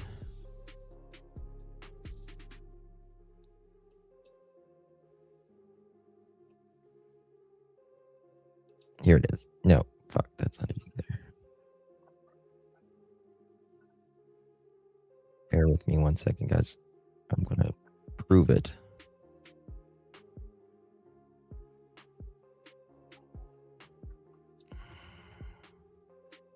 I'll find it in just a second. Hold on. Because he's saying, let me go back here. That was found, it would have been during the daytime. So, because I remember I was actually standing on the front deck when they brought the, like, he brought her phone up to show me. So that would have been sometime during the day. So I'm saying between noon and 4 p.m. probably. So at 4 is when they found the pink blanket that was Lily's. That was a portion of the blanket, correct? Yeah. I'm not sure on the exact time on that either. It would have to be after 4 because the school bus goes up there around 4 o'clock. Gotcha. And because that school bus, it goes up and it actually goes up and turns on my Uncle Ron's house, which is about 500 feet past where the blanket was found. Gotcha. So, and the bus usually goes up there, and the bus usually makes its way up there around, I don't know, 3:55, between 3:55 and like 4 o'clock. And this bus has cameras, correct? Yeah, the buses do have cameras. When they looked at the footage from the outside of the buses, the blanket was not there. Interesting. And it went both directions, correct? It went. Yeah, they both go both directions and multiple buses. And it was not seen at 3:55, 4 o'clock when the bus passed. No, they said they did not see it on any camera footage from the buses. So that is how far is the search command from where the blanket was found? From the piece of Lily's blanket that was found in the tree, the actual command center itself. Yeah. It is okay. When you look at Lansdowne Station Road on the map. I'll just wait for you here to set that up, and then we can take a look. Yeah, I'll give you the exact location. So here is. Do you see it? Yeah. So that is. So Lansdowne Station Road. As soon as you're going up Lansdowne Station Road, you go across a little bridge. It's this direction? Lansdowne Station. Oh, this direction. Okay. Yeah. So Lansdowne Station Road, there you go over a little tiny bridge. Okay. I don't know. Have I gone too far? Yeah. It goes right on Lansdowne Station Road. There's a little bridge when you're going down. And then you see, when you're seeing right around that turn there, that's where it is. You just headed on it. Right past that little dirt road. Yes, and this is how Daniel, he tells us earlier how he drove, which again, the Brad, the neighbor, would have had no idea at all that this was going on at the time. Let me see here. Is this it? Okay, here it is. I got it. I found it. Okay, check this out. Because it was very early on, y'all. It was very early on. Guys, if you're just joining us, please hit that thumbs up button. Listen to this. Are you able to authorize and start getting some search teams going to the Gairloch location? Radio chatter. Search crews and first responders mobilizing in a quest no one dreamed would take this long. Make sure Mom stays close to the house there in case they happen to sneak out and get back into the house. A home deep in rural Nova Scotia, 140 kilometers northeast of Halifax, the last known location. Okay, look at the cars there at the time. A lot of area to cover. We're out in the sticks here. This is the morning when they first got there. Not one, but two missing children. A dog that barks at everything. That dog that barks at everything is right here. Look how close they are. A mother who left on the second day. A father. Hold on. A dog that barks at everything. Vanna. A mother who left. Look, there's no pink blanket right there. There was a pink blanket there, and then it disappeared.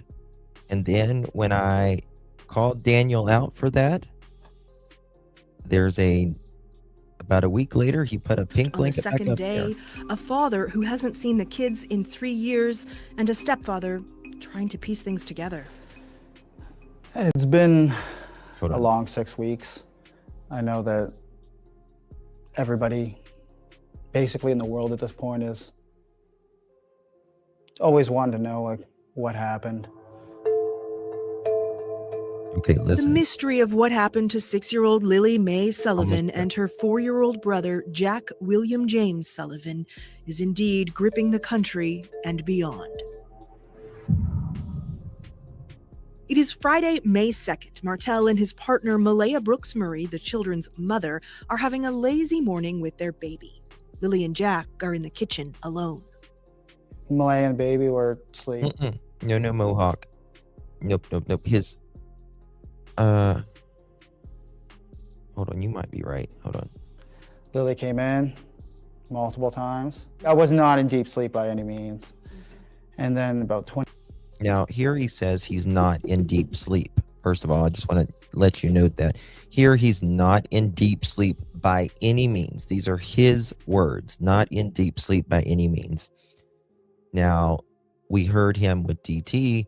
He said, Malaya woke me up.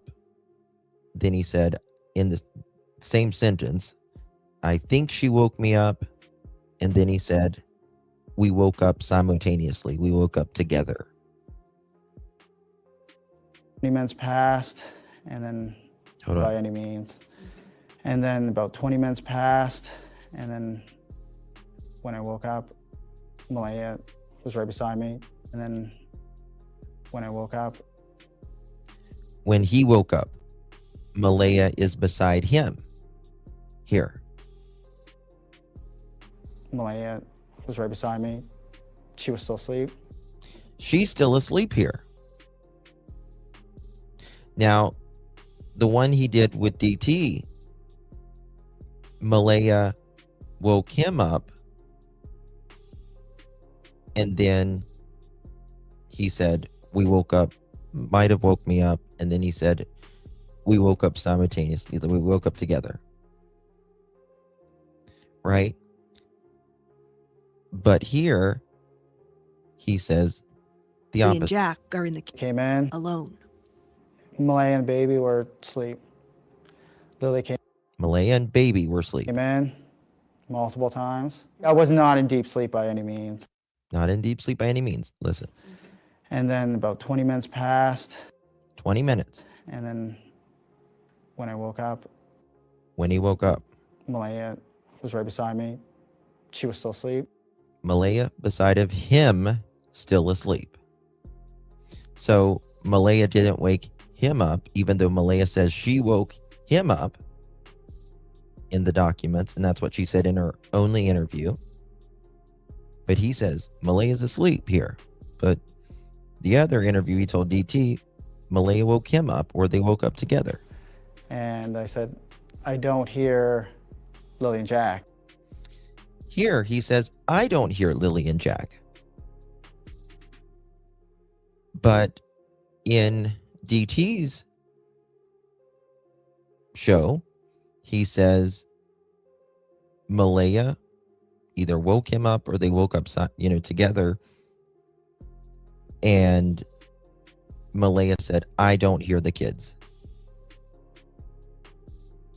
But here he says, I woke Malaya up because I didn't hear the kids. The time, no one will say for sure, but The time, no one will say for sure, right? And why? Why?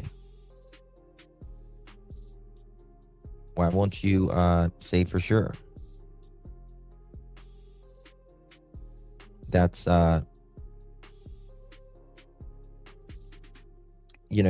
genuine concern is always kind of outward focused, right? Deceptive concern is always inward focused. Daniel is always concerned about him.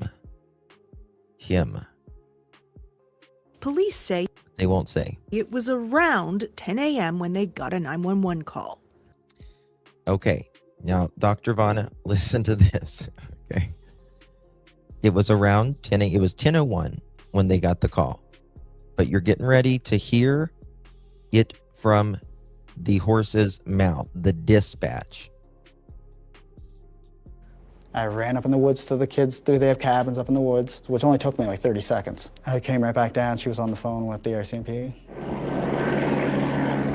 For 6 days, crews tackled an exhaustive search. The children's mother took the baby to be with her family in another part of the province. Her mother told CBC News the RCMP told them not to speak with news reporters. The RCMP says it just advised everyone to be mindful of the information they share publicly. In the Western Hemisphere, United States and Canada mainly,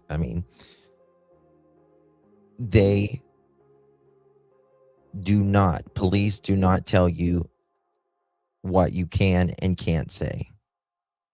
That's never going to happen. If they don't want you to know something, they're just not going to tell you. Okay? They're not going to say, police aren't the type that's going to say, I'm going to tell you this, but don't tell anyone. On May 7th, police scaled back the search. The probability of survival is taken into consideration. But search crews returned for 2 more weekends until the end of May, searching wells, mine shafts, and septic systems, even flying a drone beneath the home. Listen. The 4-year-old is wearing some blue dinosaur boots. Police say they found a boot print. And listen to this in the radio chatter. Families brought us to a location there, not far away, that there's a piece of a blanket. Police won't say anything about a blanket, but... Okay. There you go. There you go. Listen again. Listen to this in the radio chatter. Families brought us to a location there, not far away, that there's a piece of a blanket. Police won't say... They found the blanket on day 1, very early on. Very, very early on. Daniel saying this was like a few days later in DT's. No, it's not. They found it day 1. So why is he saying this? Okay. Now, listen to what the reporter says. Police won't say anything about a blanket. Now remember, Mr. Daniel denied the blanket for the first week. First week, he denied it. He says on DT's channel that he learned about the pink blanket, and he says, quote, piece of a pink blanket, end quote. And then he said, I immediately put 2 and 2 together and realized I threw out that blanket last week. And I went to the dumpster, by the house where they put their garbage in. And he said, the bag was ripped where someone had, and this is his words, put their hand down in it. And I guess ripped it. Okay. All right. Got it. Say anything about a blanket. Listen to that. Piece of a blanket. Police won't say anything about a blanket, but Martel says a piece of Lily's blanket was found near the boot print. He says both children may have undiagnosed autism. And again, here, he does say this is a part of Lily's blanket. But I can, if you want me to, most of you know, but in the documents or the press, he is quoted by saying nothing about, it wasn't Lily's blanket. He's the only one that denied it. Now he says, and I have text messages from him saying that the blanket is planted, that he knows that it's planted. He even went as far as to say that the blanket was, the RCMP told him that the blanket was planted. And he blames that on Malaya's sister. For a lot of people, this story just sounds odd. Now, hey, always late. Hey, B, good to see you. Now, for a reporter who doesn't give their really opinion that much, they're, they won't say, this sounds a little weird.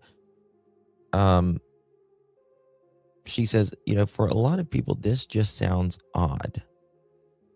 And it surely does, right?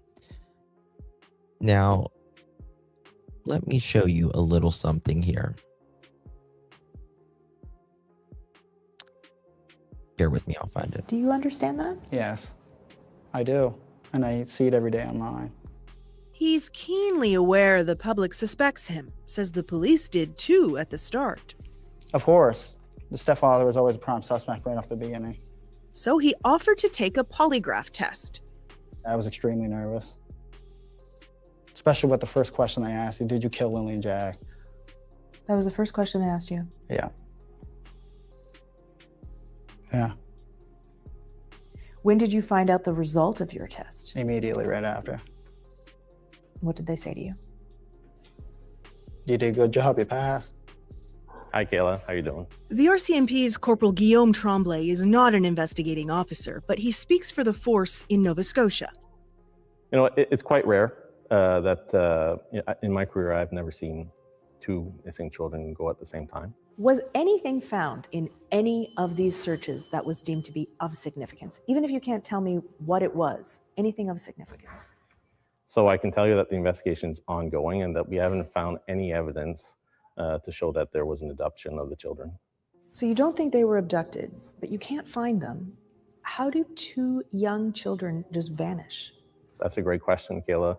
And we are asking for the public for tips and information. He says the force has received close to 500 tips, some that have taken them Oh, what did I do? 1 second. I'm finding something, guys. 1 second. Why did it quit?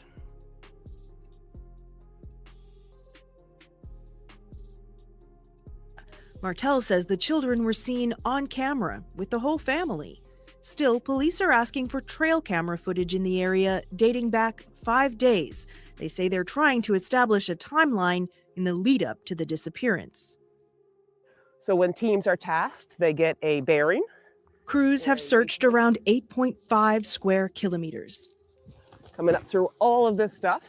Amy Hansen has been the search manager for most of that. She's taking us into the woods to show us what her team has been dealing with. The vast majority of it was probably from Fiona.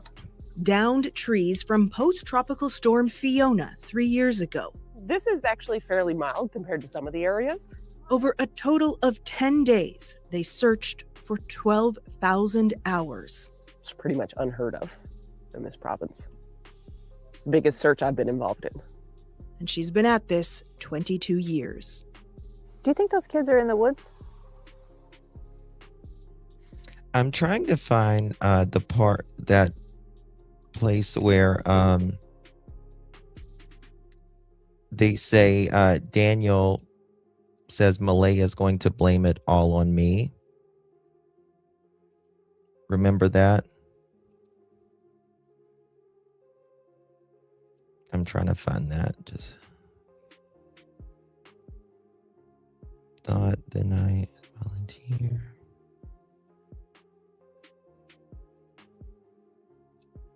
Bear with me, guys, 1 second.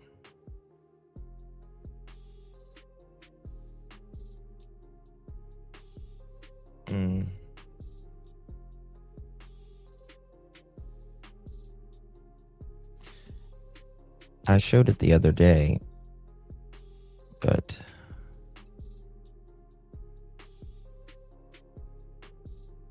when she had left.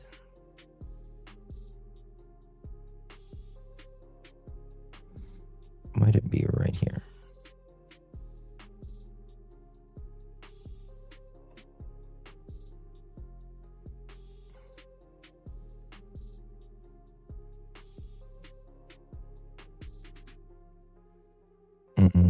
One second.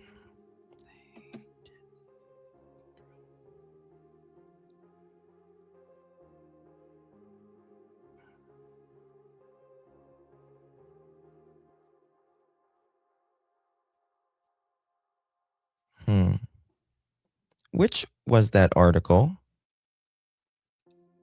Which article was that? I'm pretty sure it was this one. The neighbor.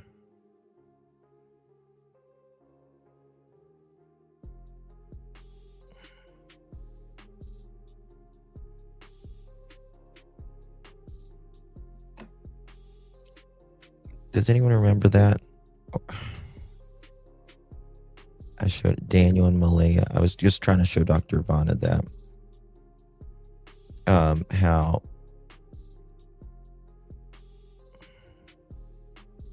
No. It's in an article because Daniel, what happened was the reporter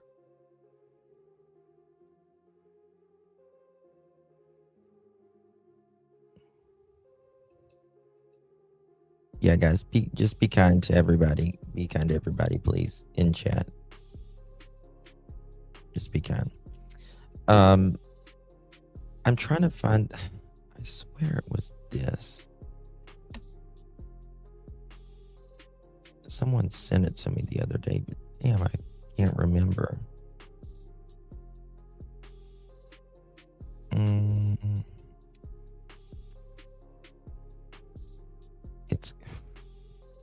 It's aggravating me to death now. Sunny. Oh well, it'll be okay. It'll be okay. So I'll find it, but I wanted to show Dr. Vanna where he had spoken and told the reporter that Malaya was going to blame all of this on him, and that she didn't know at the time, like, what that even meant.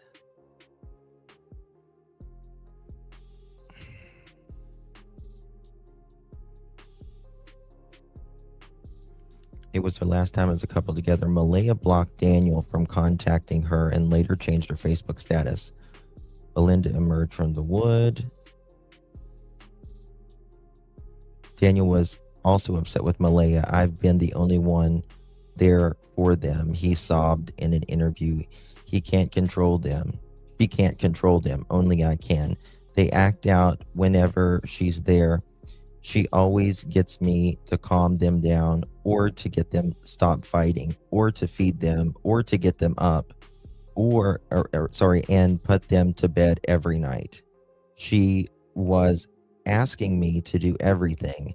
It just breaks my heart not to see everybody. So he is acting like he is the one that, is Mr. Mom. But he doesn't remember what time they went to bed, the night before, because Malaya put them to bed. You know what I mean? So it's all of that. So there's that. Okay. Carrying on here. Let's find, was this one it right here? Maybe this one was it.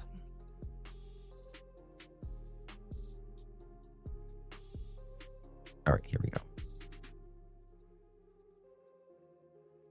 And the kids went to bed and their clothes. Yes, they had went to, they had went to bed. Why am I echoing? Oh, okay. They went to bed in the same clothes that they had been in for like 2 days. Yeah, I don't know what's going on in chat. But yeah, it's about Lilly and Jack. Yeah. She took her one. Oh shit, not that one. What was I playing before? Yeah.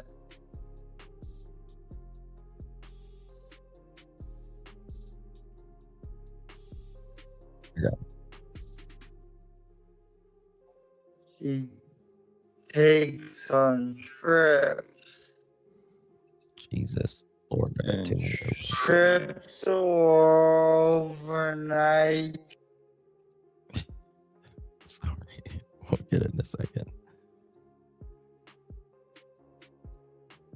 This one. No. Yes. Yes. This one. Okay, we were up here. 11. Okay, we gotta get off the slow-mo.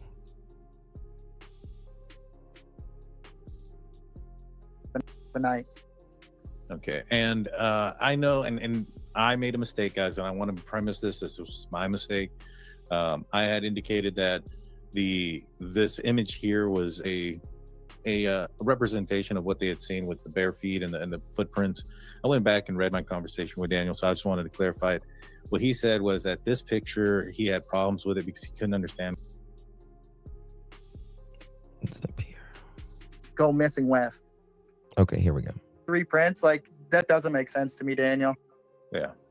I mean, when 2 kids are missing, they don't gain a follower to go missing with. No, but if there is 3 sets of prints, it could mean that someone planted them. Right. And here, just to kind of show everybody, Okay. this is where the image came from. Oh, this is the exact part I wanted to show you guys back here, where we were building off that. When they opened the bin, that's the first thing that. Now listen to what Daniel says about Somebody this put their hand in blanket. there and ripped it. Listen. Like a clear time that was set up. Like, Here we Like, go. and I put two and two together. I ran out to the guy. Listen. Sorry. I don't have like a clear time that was set up. Like, I mean, clear time that I could say the setup like began or was completed. So around what time were you notified, and how were you notified about the pink blanket that belonged to Lilly? Listen. The pink blanket that belonged to Lilly, I wasn't notified at all about that. He says he was not notified at all about a pink blanket. Now, it said family had found it, and the family was Malaya's cousin, or Malaya's sister. Who else was it? Belinda or what? But we just heard the dispatch. I was actually told there was a piece of a pink blanket that was found up the road in a tree. And I said, piece of a pink blanket? Like, and I put two and two together. I ran out to the garbage bin and I seen that there was a hole ripped in the bag.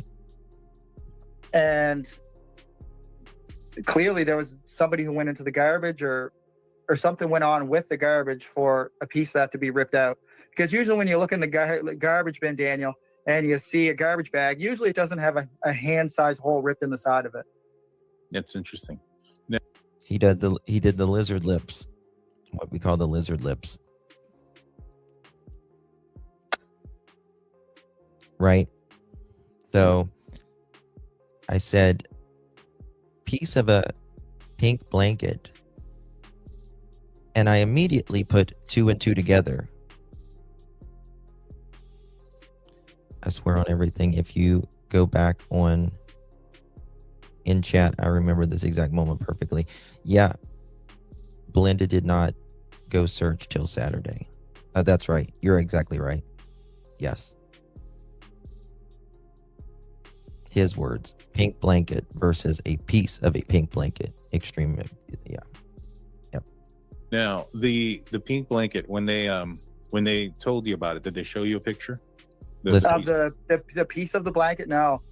Oh, okay. No. So they just told you they found a piece, and you went to the garbage bin. And yeah. Where in the garbage bin was the bag that had the other part of the blanket? Was it towards the top, in the middle, the bottom?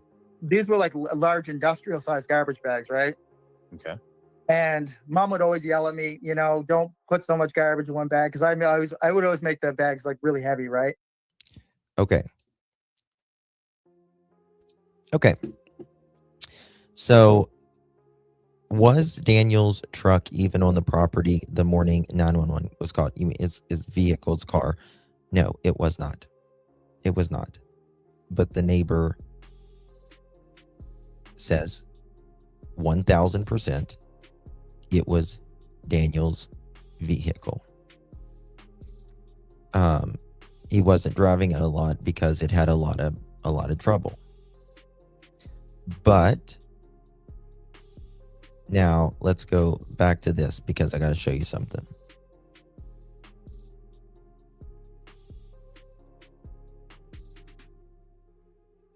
Okay.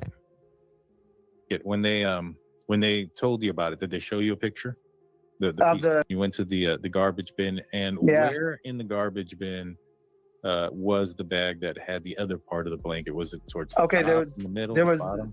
These were like large industrial sized garbage bags, right? Okay. And Mom would always yell at me, you know, don't put so much garbage in one bag, because I would always make the bags like really heavy, right? Okay. Now, Daniel says, let me see if I can pull up this.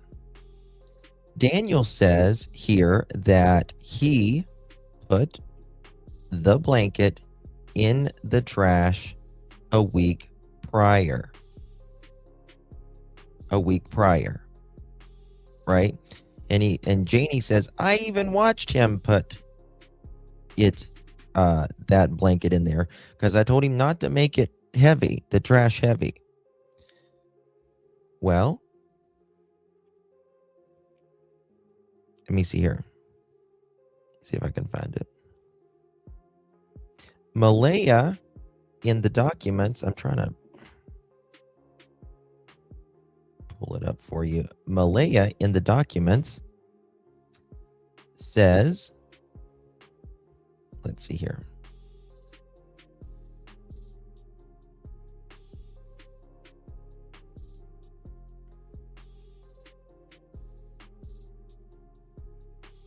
That she put it in the trash the week prior. Let's see here. Pink blanket location during search.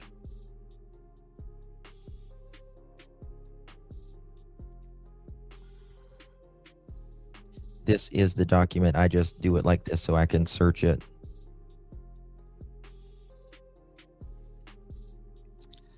Okay.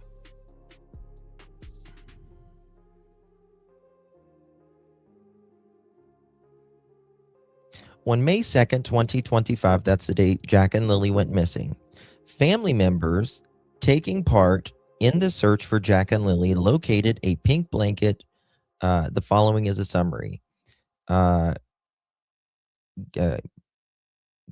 Gannon and Mason were at Jack and Lily's residence on May 2nd, 2025 at around 4 p.m.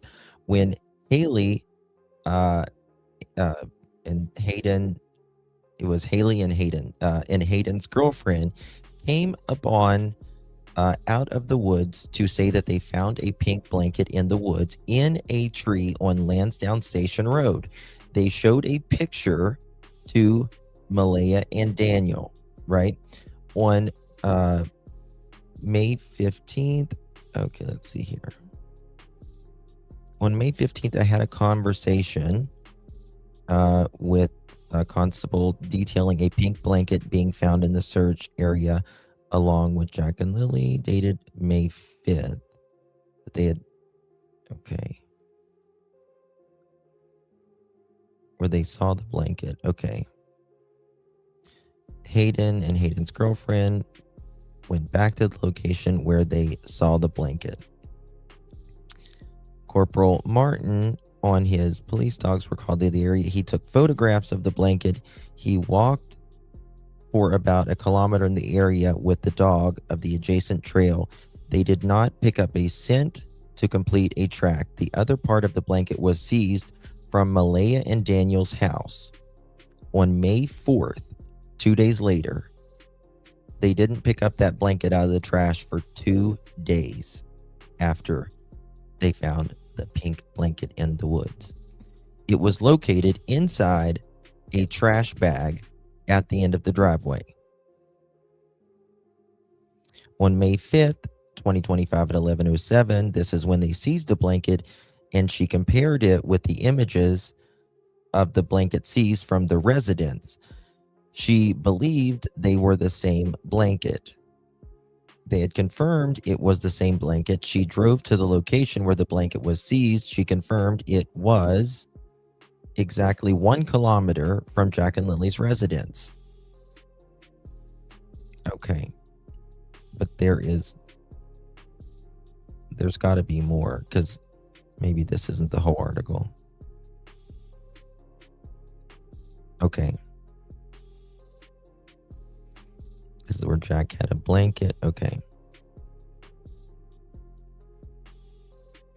Okay, I'll have to find the other part, but you just have to believe me that Malaya said 100% that she threw the blanket away a week prior. Daniel says he threw the blanket here and other places a week prior, and that Janie watched him throw it away because she was bitching about the trash being heavy. Okay. And so I had the blanket was in a garbage bag, but there was another garbage bag that was inside, right? So it was like double bagged. Interesting. And you could see I keep wanting to say a hole that was ripped in the side from a hand that went down inside of it and, you know, pulled something out. But now, this is the thing. How do you know that there was a a hand that that was inside of it.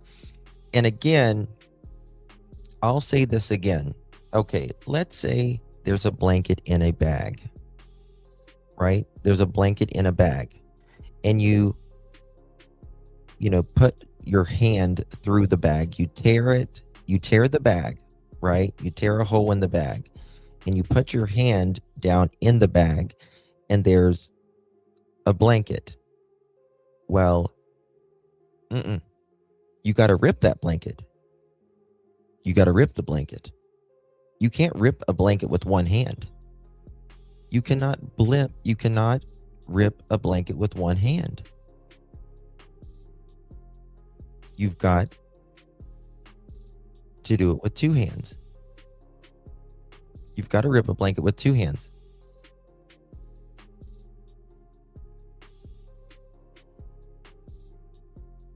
You can't just reach a hand down in there and rip a blanket with one hand. It doesn't work like that. So that's my question.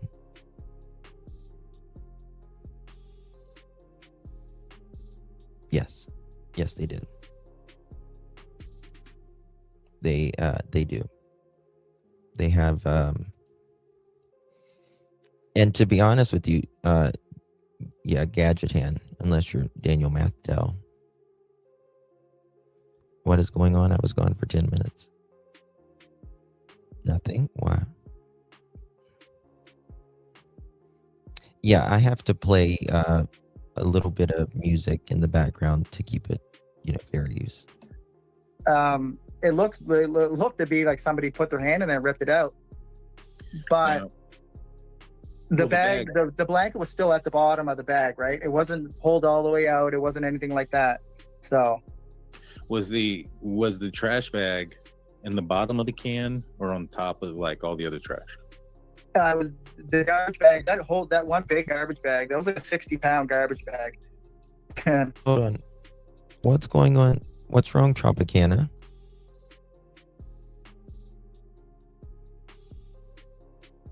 What's going on?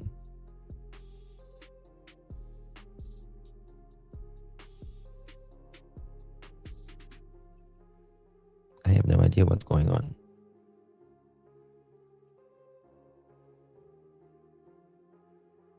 Thank you. Not again. I don't know what's wrong with Tropicana. Honey, you can text me. Do you need to talk? You can just text me, darling. And it was that was the only bag that was in there. Or email. Oh, okay. So there wasn't any other trash on top? No, there was nothing else piled on top of it or underneath it. So if somebody opened the bin, that's the first thing that they would see? Yeah, they would be able to see the pink blanket in there, yeah. Okay. And so it seems like in the documents that it alludes that they showed you guys a picture and that you guys confirmed it. Was that, if you didn't see a picture, do you know if Malaya did? I'm not sure if she did or not. I have no idea. Because I actually wasn't present at the house very much during the search because I was just out in the woods searching, man. Understood. Like I poured my heart and soul into just searching as hard as I could. I can imagine. And you're out there searching. Did you find out that night or was it the next day about the boot prints? I actually found out, I think it was the next day. And then when I asked investigators when the boot print was found, they told me they weren't sure on the exact time it was found, but they thought it was found during the middle of the night. Okay. And I know, and I made a mistake, guys, and I want to premise this was my mistake.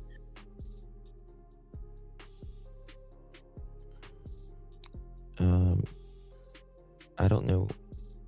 Don't be timing anybody out. I had indicated that this image here was a representation of what they had seen with the bare feet and the footprints. I went back and read my conversation with Daniel, so I just wanted to clarify it. What he said was that this picture, he had problems with it because he couldn't understand why a third person came, but this wasn't something that was shown to him by investigators. Kind of clarify, where did this image come from? That image originally came from Maritime Happenings. Mom actually received it from Malaya. So Malaya sent it to my mother, and the mom and my brother came home on the ATV from the search from where. Hold on. By a third person came, but this wasn't something that was shown to him by investigators. Kind of clarify, where did this image come from? Actually got it. Okay, we went through this part. In the direction of the pink blanket. If we, I wanted to show you this and get your opinion on this. So the blanket was found here. There's a road that leads back up. Now I kind of just did a line here. Is Bogey in here? Hey, Bogey. If you follow this road, and you just follow this little path here, it gets you on the pipeline. I mean, sure enough, you're right in the middle between that road that they mentioned. No, listen. No, there wasn't. Listen, there was not a bear. There was not a. Listen, now, there has been a bear in Daniel's yard. That, yes, there has. I've seen a picture of a bear in Daniel's yard. That's true. But there wasn't a bear in the trash that poked a hole in it. And listen, if a bear is going to get in trash, that trash is going everywhere. Everywhere.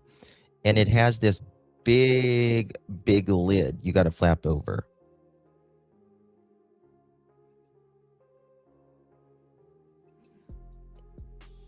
Mohawk, I've wondered that myself, actually.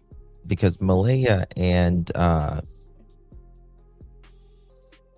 Janie did not seem to be on very good terms, right? On very good terms at all. Oh, thank you, Alicia. Thank you, baby. 9 months. We had a baby Pearl together. What are we going to name her? What are we going to name our baby Pearl? Thank you so much, my dear.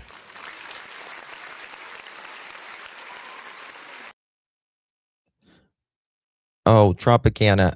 Okay, I got what you're saying. I'll take care of that, Tropicana. Okay. I just got a text Tropicana about what's up. I'll take care of that. Okay. Let me find it. Let me see here.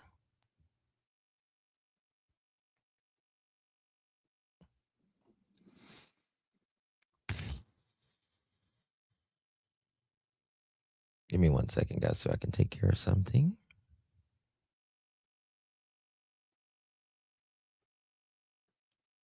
Tropicana is always in here. She's amazing. I call her my Tropicana banana. I'm trying to find it, though, if I can find the damn thing. Hey, Mousy. Good to see you, babe.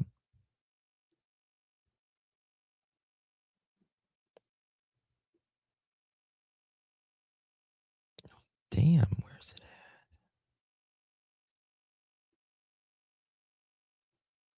at? Okay. I took care of it. Tropicana, you're good. Have you gone down this area yourself throughout any point? No, I haven't. I haven't done any of that area at that point. At any point? What about now? Like since they found the boot print and stuff like that? Have you ever gone out here? Okay. No. Oh, what am I doing? There we go. Now, I thought that's a lot of that area was just searched with the. Okay. Now, Daniel states that he's never ever gone to a place where the boot print is or the blanket. Like, as someone that he says that has went into the woods and constantly searching for the kids and all of that, wouldn't you want to go there and just like see the area? Right, Susie. Exactly, Susie Q. Good to see you, by the way.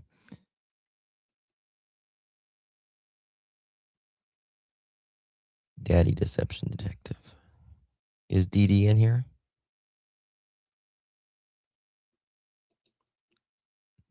You would run to it. Yeah. You would run to it. Absolutely. You're going to that's exactly what you're going to do.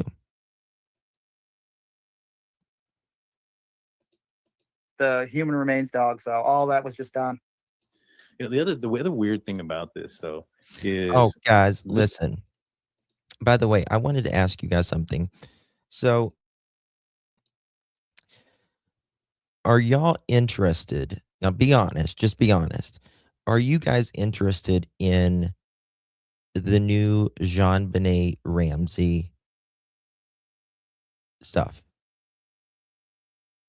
Are you interested in new evidence that they have found?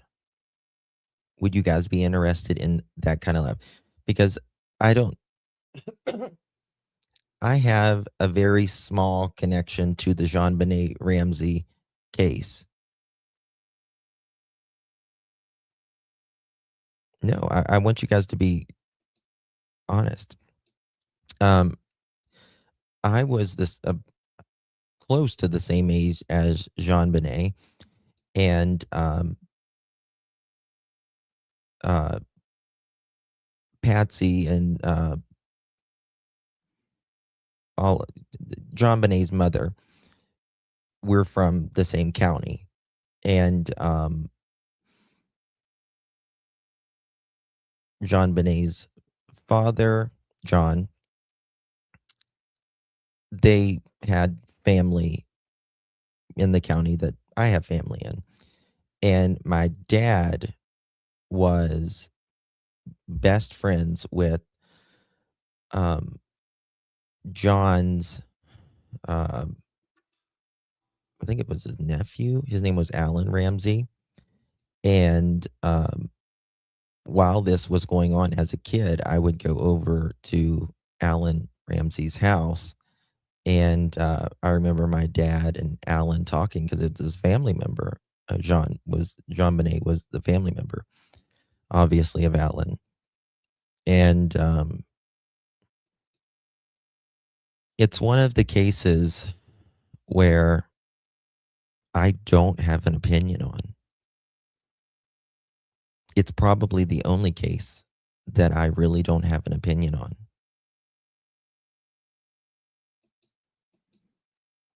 It really is. It's like the only case that I really don't have an opinion on. Because I think one way and then I think, another. No, I'm not. I'm not. But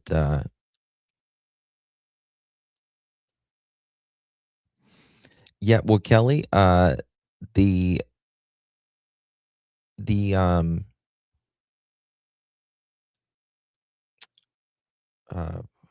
where are they in Colorado? I can't think of the name in Colorado right now. But wherever they are in Colorado, they said they have new evidence.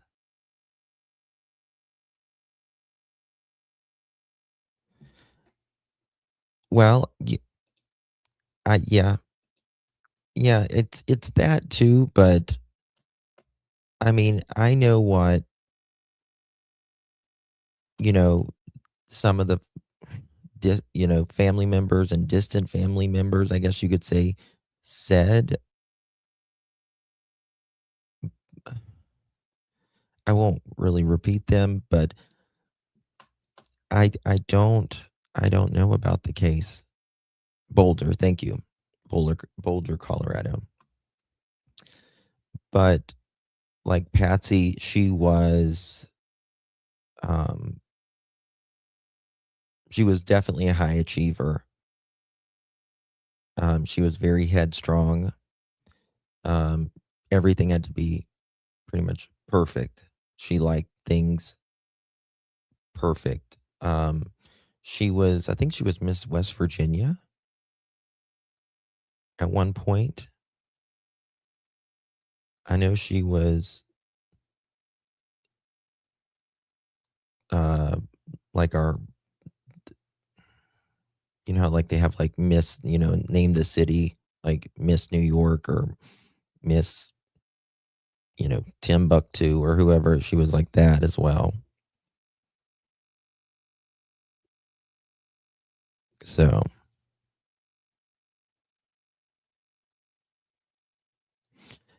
I don't know. I really don't know. And I don't like to say a lot because Pat's, you know, she's dead now. She's dead now. Um, but I'll never forget that as long as I live. I kept up with the case from the beginning. Would love to hear. Yeah. I mean, her family still lives here. They still live here. Yeah, Jean Benet's mother, she passed in 2000. Let me see here.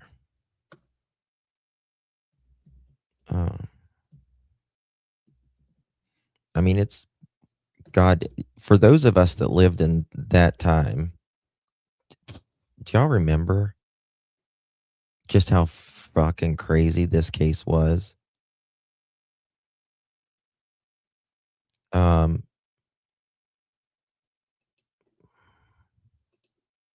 Look at this. It was on every tabloid. It was on every news because this, I mean, Jean Benet, like she was beautiful. She was beautiful. But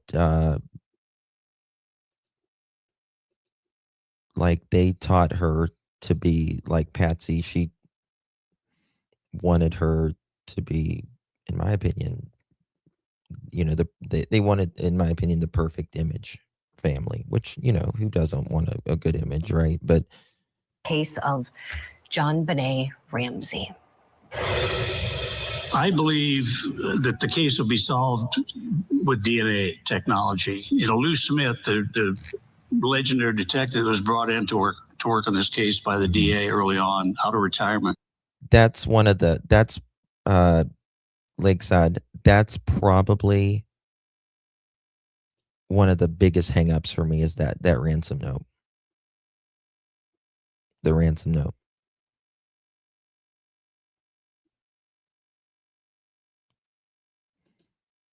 I would love to talk to you that were in pageants. I wasn't in pageants or anything, but it's an interesting it's an interesting topic. Definitely, Dr. Vanna. Told me, he said, this case will be solved by DNA. Oops, this is not DT. So nearly 3 decades later, John Ramsey continues speaking on the murder of his daughter, John Benet. And now police have a new update in the case, but still. He says this is the first time in a long time that he's had hope for this getting solved.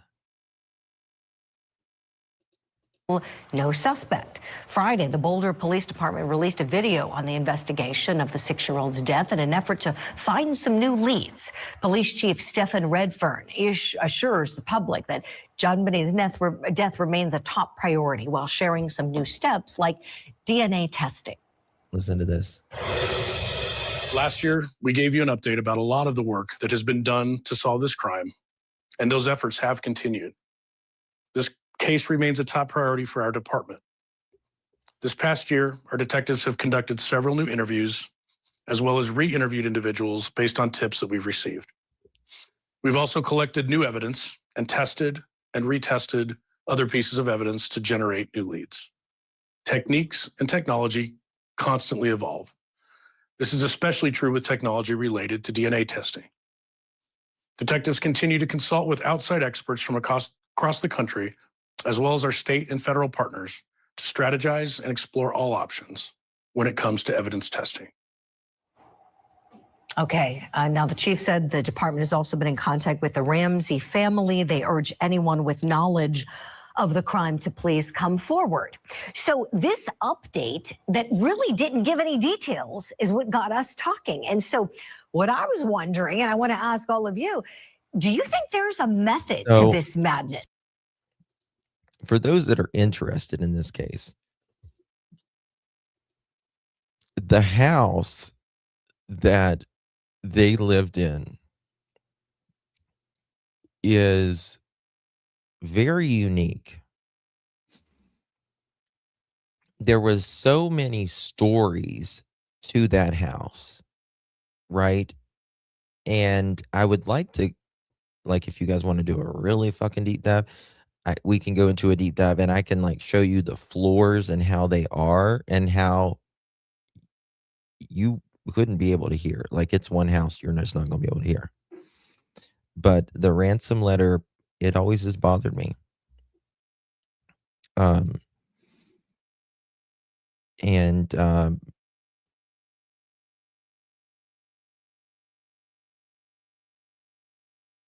You know, if I had to pick between the two, if I thought one, it wouldn't be John.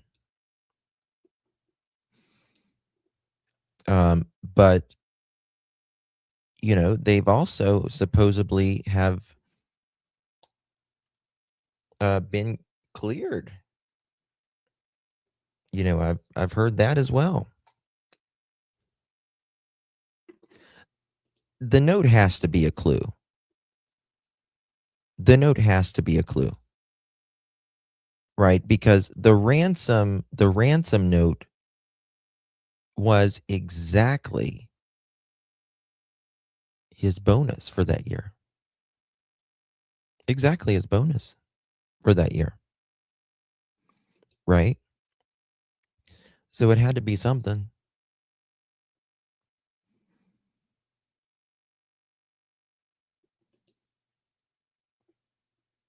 I don't know. But they lost everything. They lost everything. Like, once, I mean, they were pretty wealthy.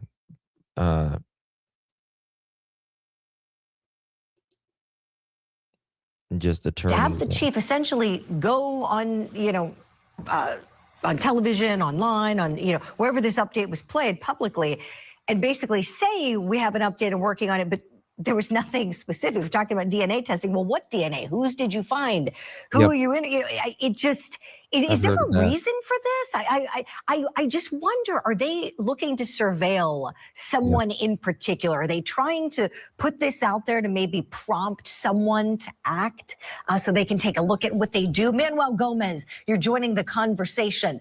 What do you say, please? Well, hey, Dr. Vana, if you want to, I would love to, we can do a dual stream together. I would love to do it with you. Absolutely. I would love to get your severe expertise on this. Absolutely. Research into this case, and I have to tell you, there is DNA found, new DNA found on the little girl's underwear. Okay, and this is what they were referring to about the DNA. He didn't come publicly and say it, but you notice he was talking more about the DNA, and that's the fact that I found out. Now, what I did know is they haven't researched the aspects they need to, and that is my recommendation and solution to help solve this case is, one, take the new DNA that they found, run it through all the jail databases. Now, it's going to take an investigator anywhere between 2 to 3 months to run the entire United States, but you would run millions of people at one time to see if their DNA matches with the DNA found on the clothes of that little girl. Second, okay, on this case, I don't believe that it was just a pedophile that attacked the girl, but I do believe, unfortunately, that the father was involved. And due to the fact of his cordial, nonchalant attitude when he found the baby and when he brought up the body from the basement, the body, he asked, is she dead? Now, she had rigor mortis. Her eyes were white. Her body was completely pale. Why would you ask that when you found your kid? You'd be crying. The guy was nonchalant.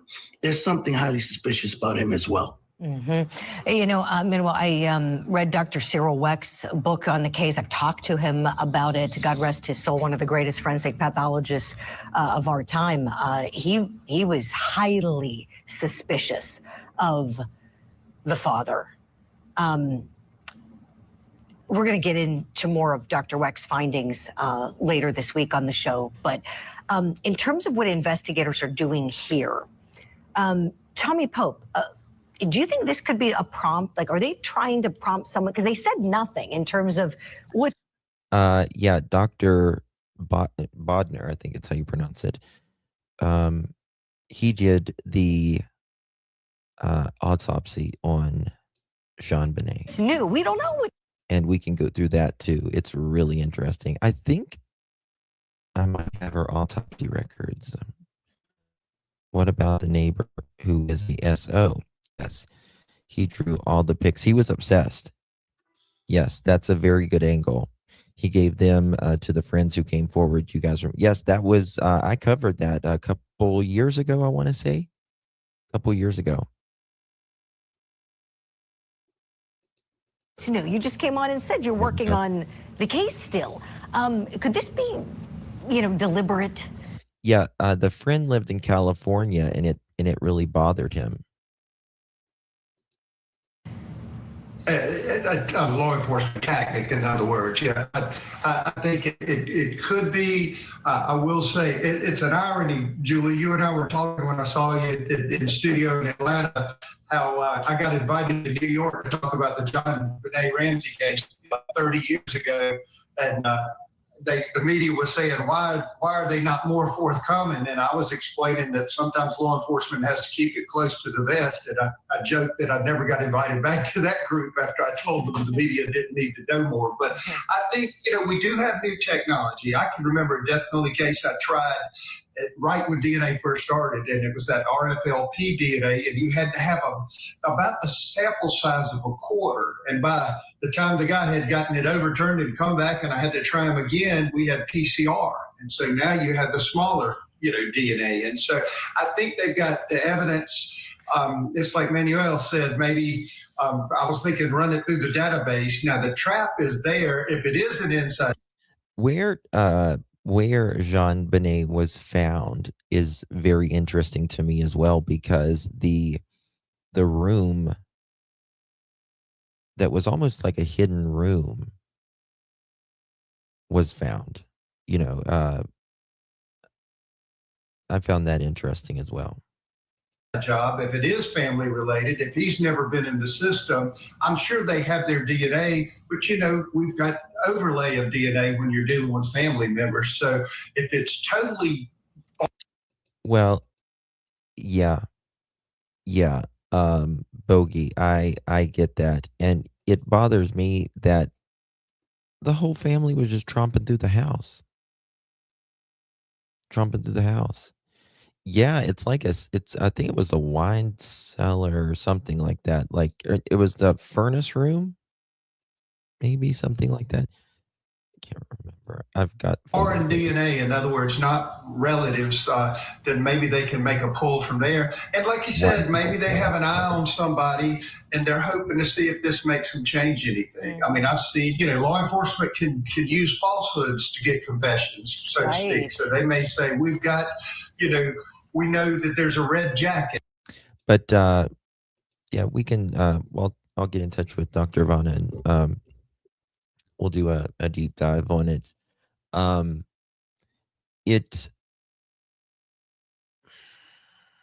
There's so much to that case. My goodness. It was downstairs in the room off to the side from a wine room, but the downstairs was huge from the pics I saw. Yeah. And then there was like something that they stood on to allegedly get out the window. Right?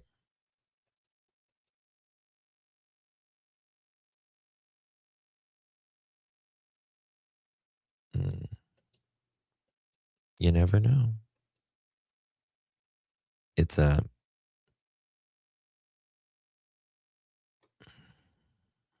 It's a crazy case.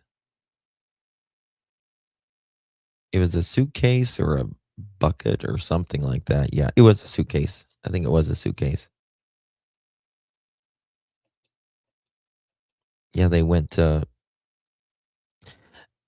what gives me like the window was open, yeah, a little bit. What bothers me is like I can't imagine, regardless who did it, even if, you know, allegedly the parents did it, like them going down and searching and him bringing her up from the stairs and putting her there on the floor. That gives me chills. That gives me chills every time I think about that.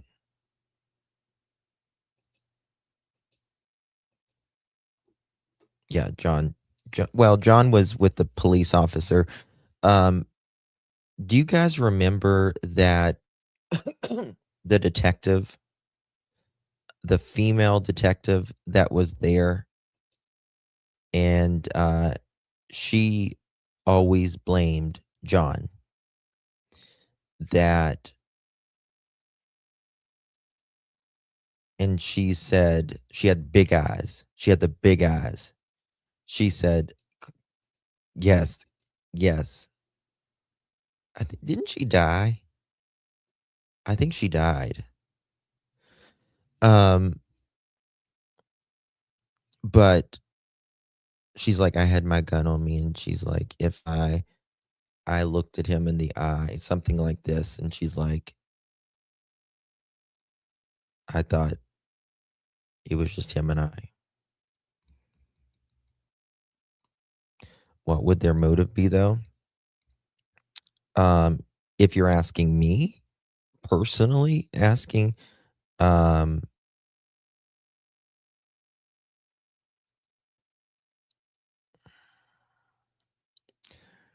don't like that. I think that it's very possible.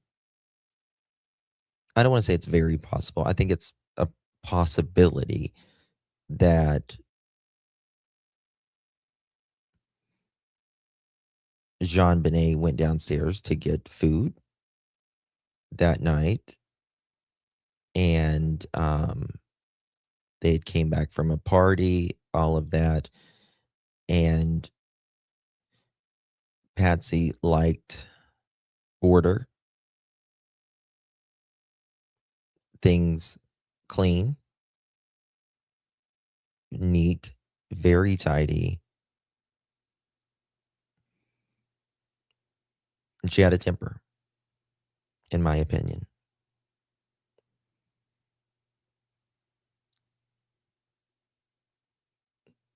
So I think that I think it's something to that effect, if it would have been them.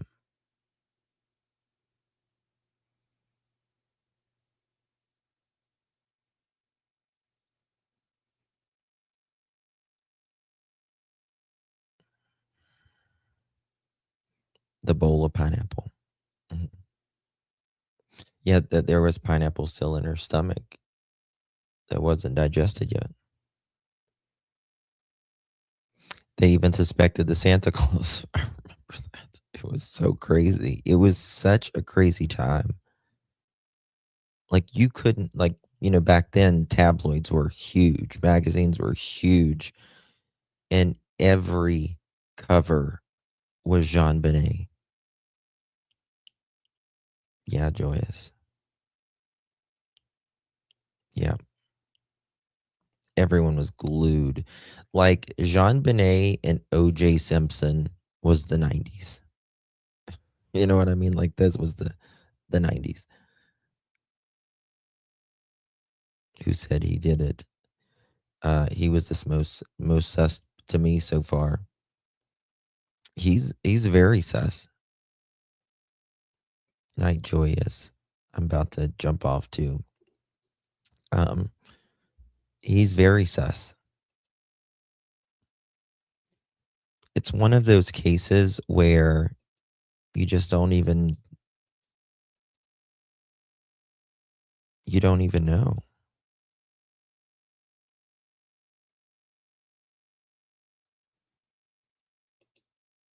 Yeah, they did the garrote. Was never tested. Yeah, they said they have new evidence to test, whatever that is. Yeah, the Menendez brothers. Yeah.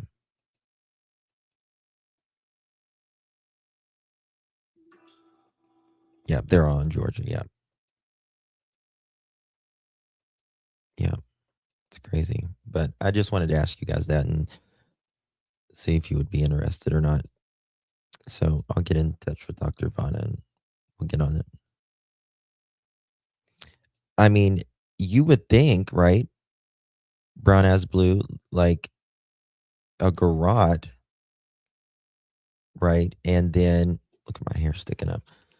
Oh hell with it. And then there would have to be DNA on it. There would have to be DNA. Absolutely have to be. Oh, really? That would be interesting to go back and read those, Dark.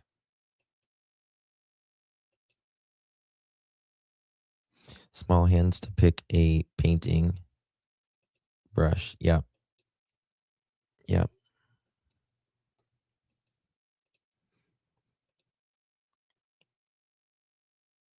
Yeah. Yes. I think John and Beth Holloway kind of dated a little bit.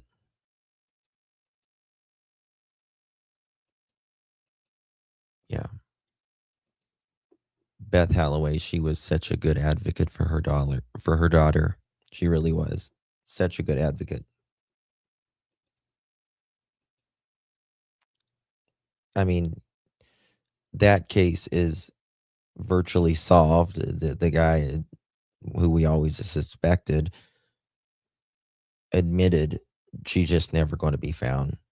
She's just never going to be found, though. She's, you know,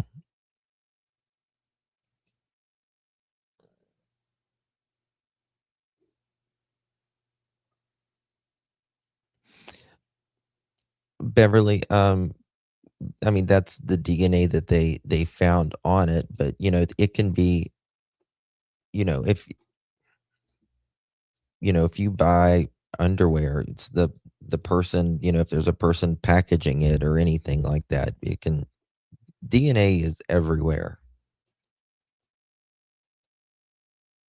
Hello, Wolfie. You're late. I'm about to end it. I'm about to wrap it up. Good to see you. Definitely forensics has changed. Oh, it's a total craziness. Yeah. But the new police chief there is probably the best police chief for Jean Benet's case so far, because they made a lot of mistakes. Boulder made a lot of mistakes, but Boulder back then was a lot smaller than it is today.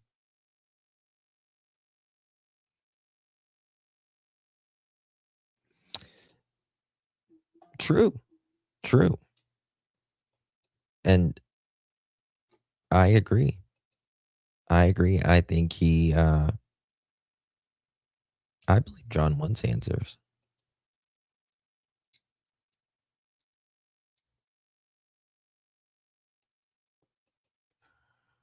It's whoever it is, I do believe they have to know more about them, though. They have to know a lot about them. That ransom letter.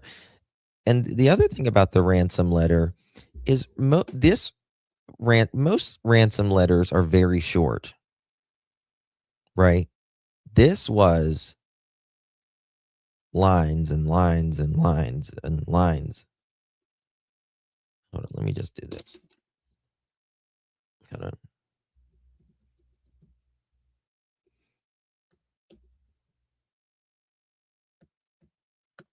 Look at this.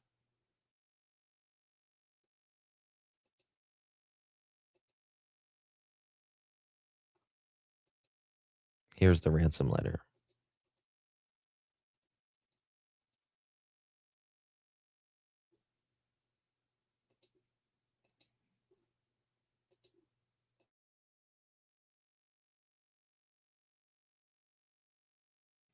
Let me make it full page.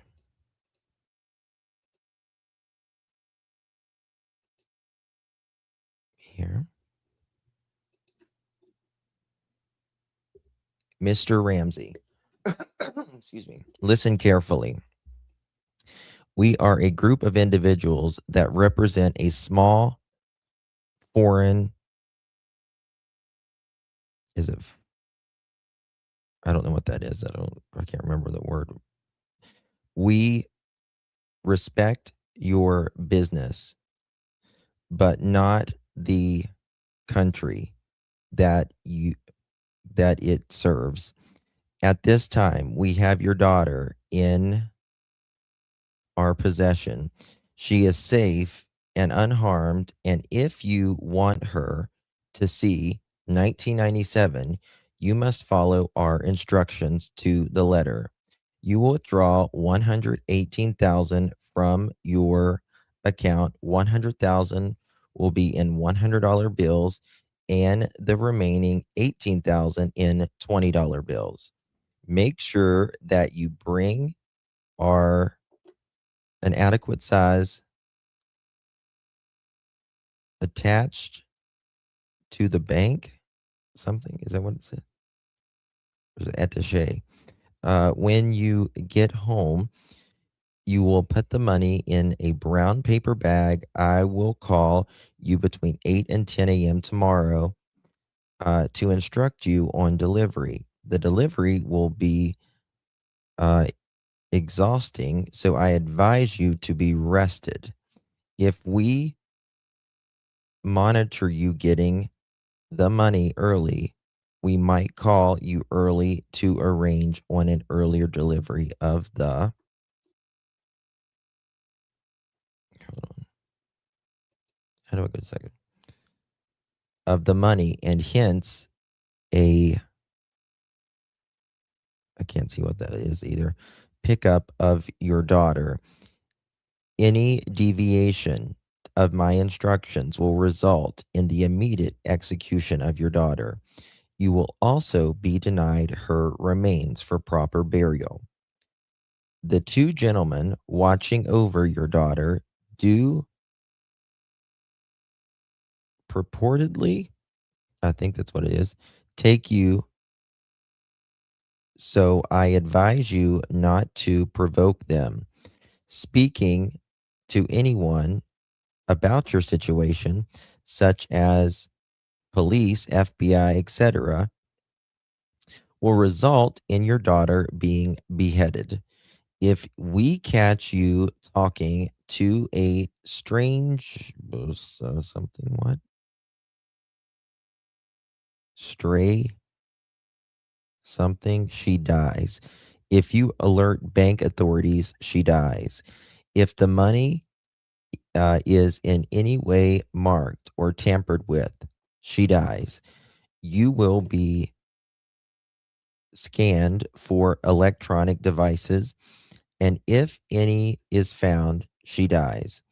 You can try to deceive us, but be warned that we are familiar with law enforcement countermeasures and tactics. You stand a 99% chance of killing your daughter if you try to outsmart us. Follow our instructions.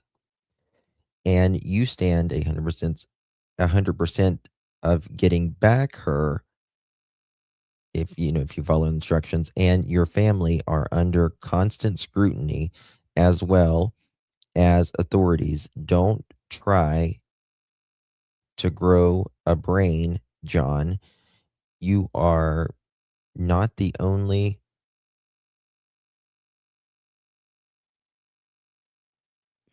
is it fat ass around or something like that? So don't think that a killing will be different. Don't underestimate us, John. Use that good Southern comfort sense of yours. It is up to you now, John. Victory, SBTC.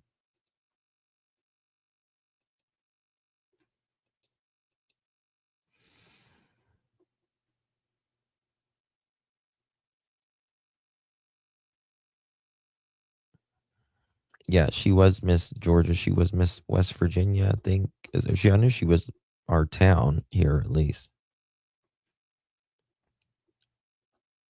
I mean, most people don't write a ransom letter like this. Like a ransom letter is usually a few lines, but this is 3 pages.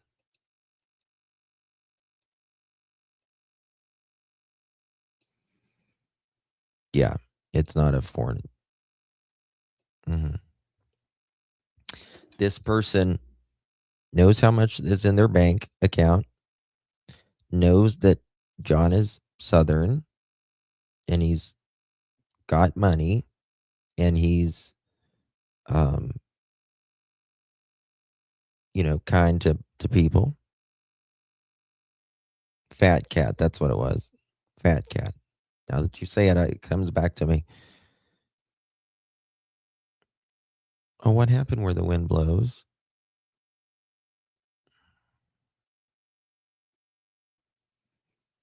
Nice, Dr. Vanna. I'm so sorry for your loss where the wind blows. It's really sad, honey. I'm so sorry. So, I don't know. All right, guys, that's all for tonight. Appreciate you all. Thank you all so much for joining me.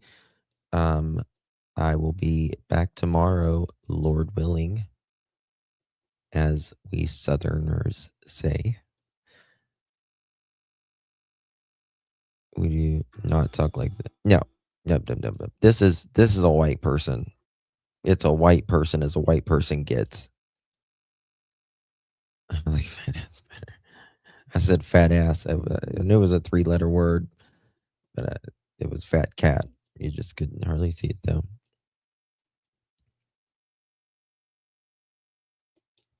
I mean, to me, the person who wrote that was intentionally writing like that, and it would have taken a long time to write a letter 3 pages long.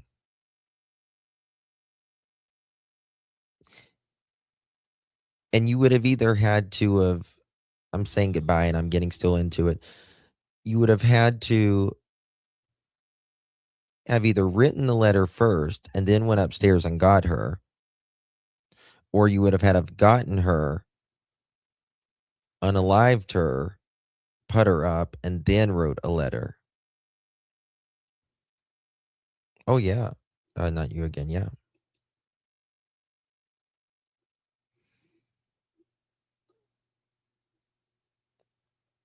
The regular messages. What's the regular messages, honey? You're awake. Well, you can go live, Dr. Vanna. Yep. To me, it looks like it was written almost with like their left hand or their non-dominant hand, rather, unless they were.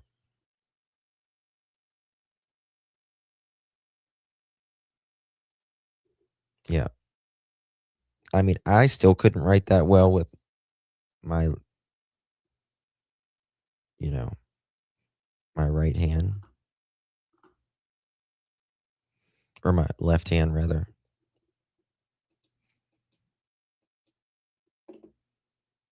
Of course, people head over there. Absolutely.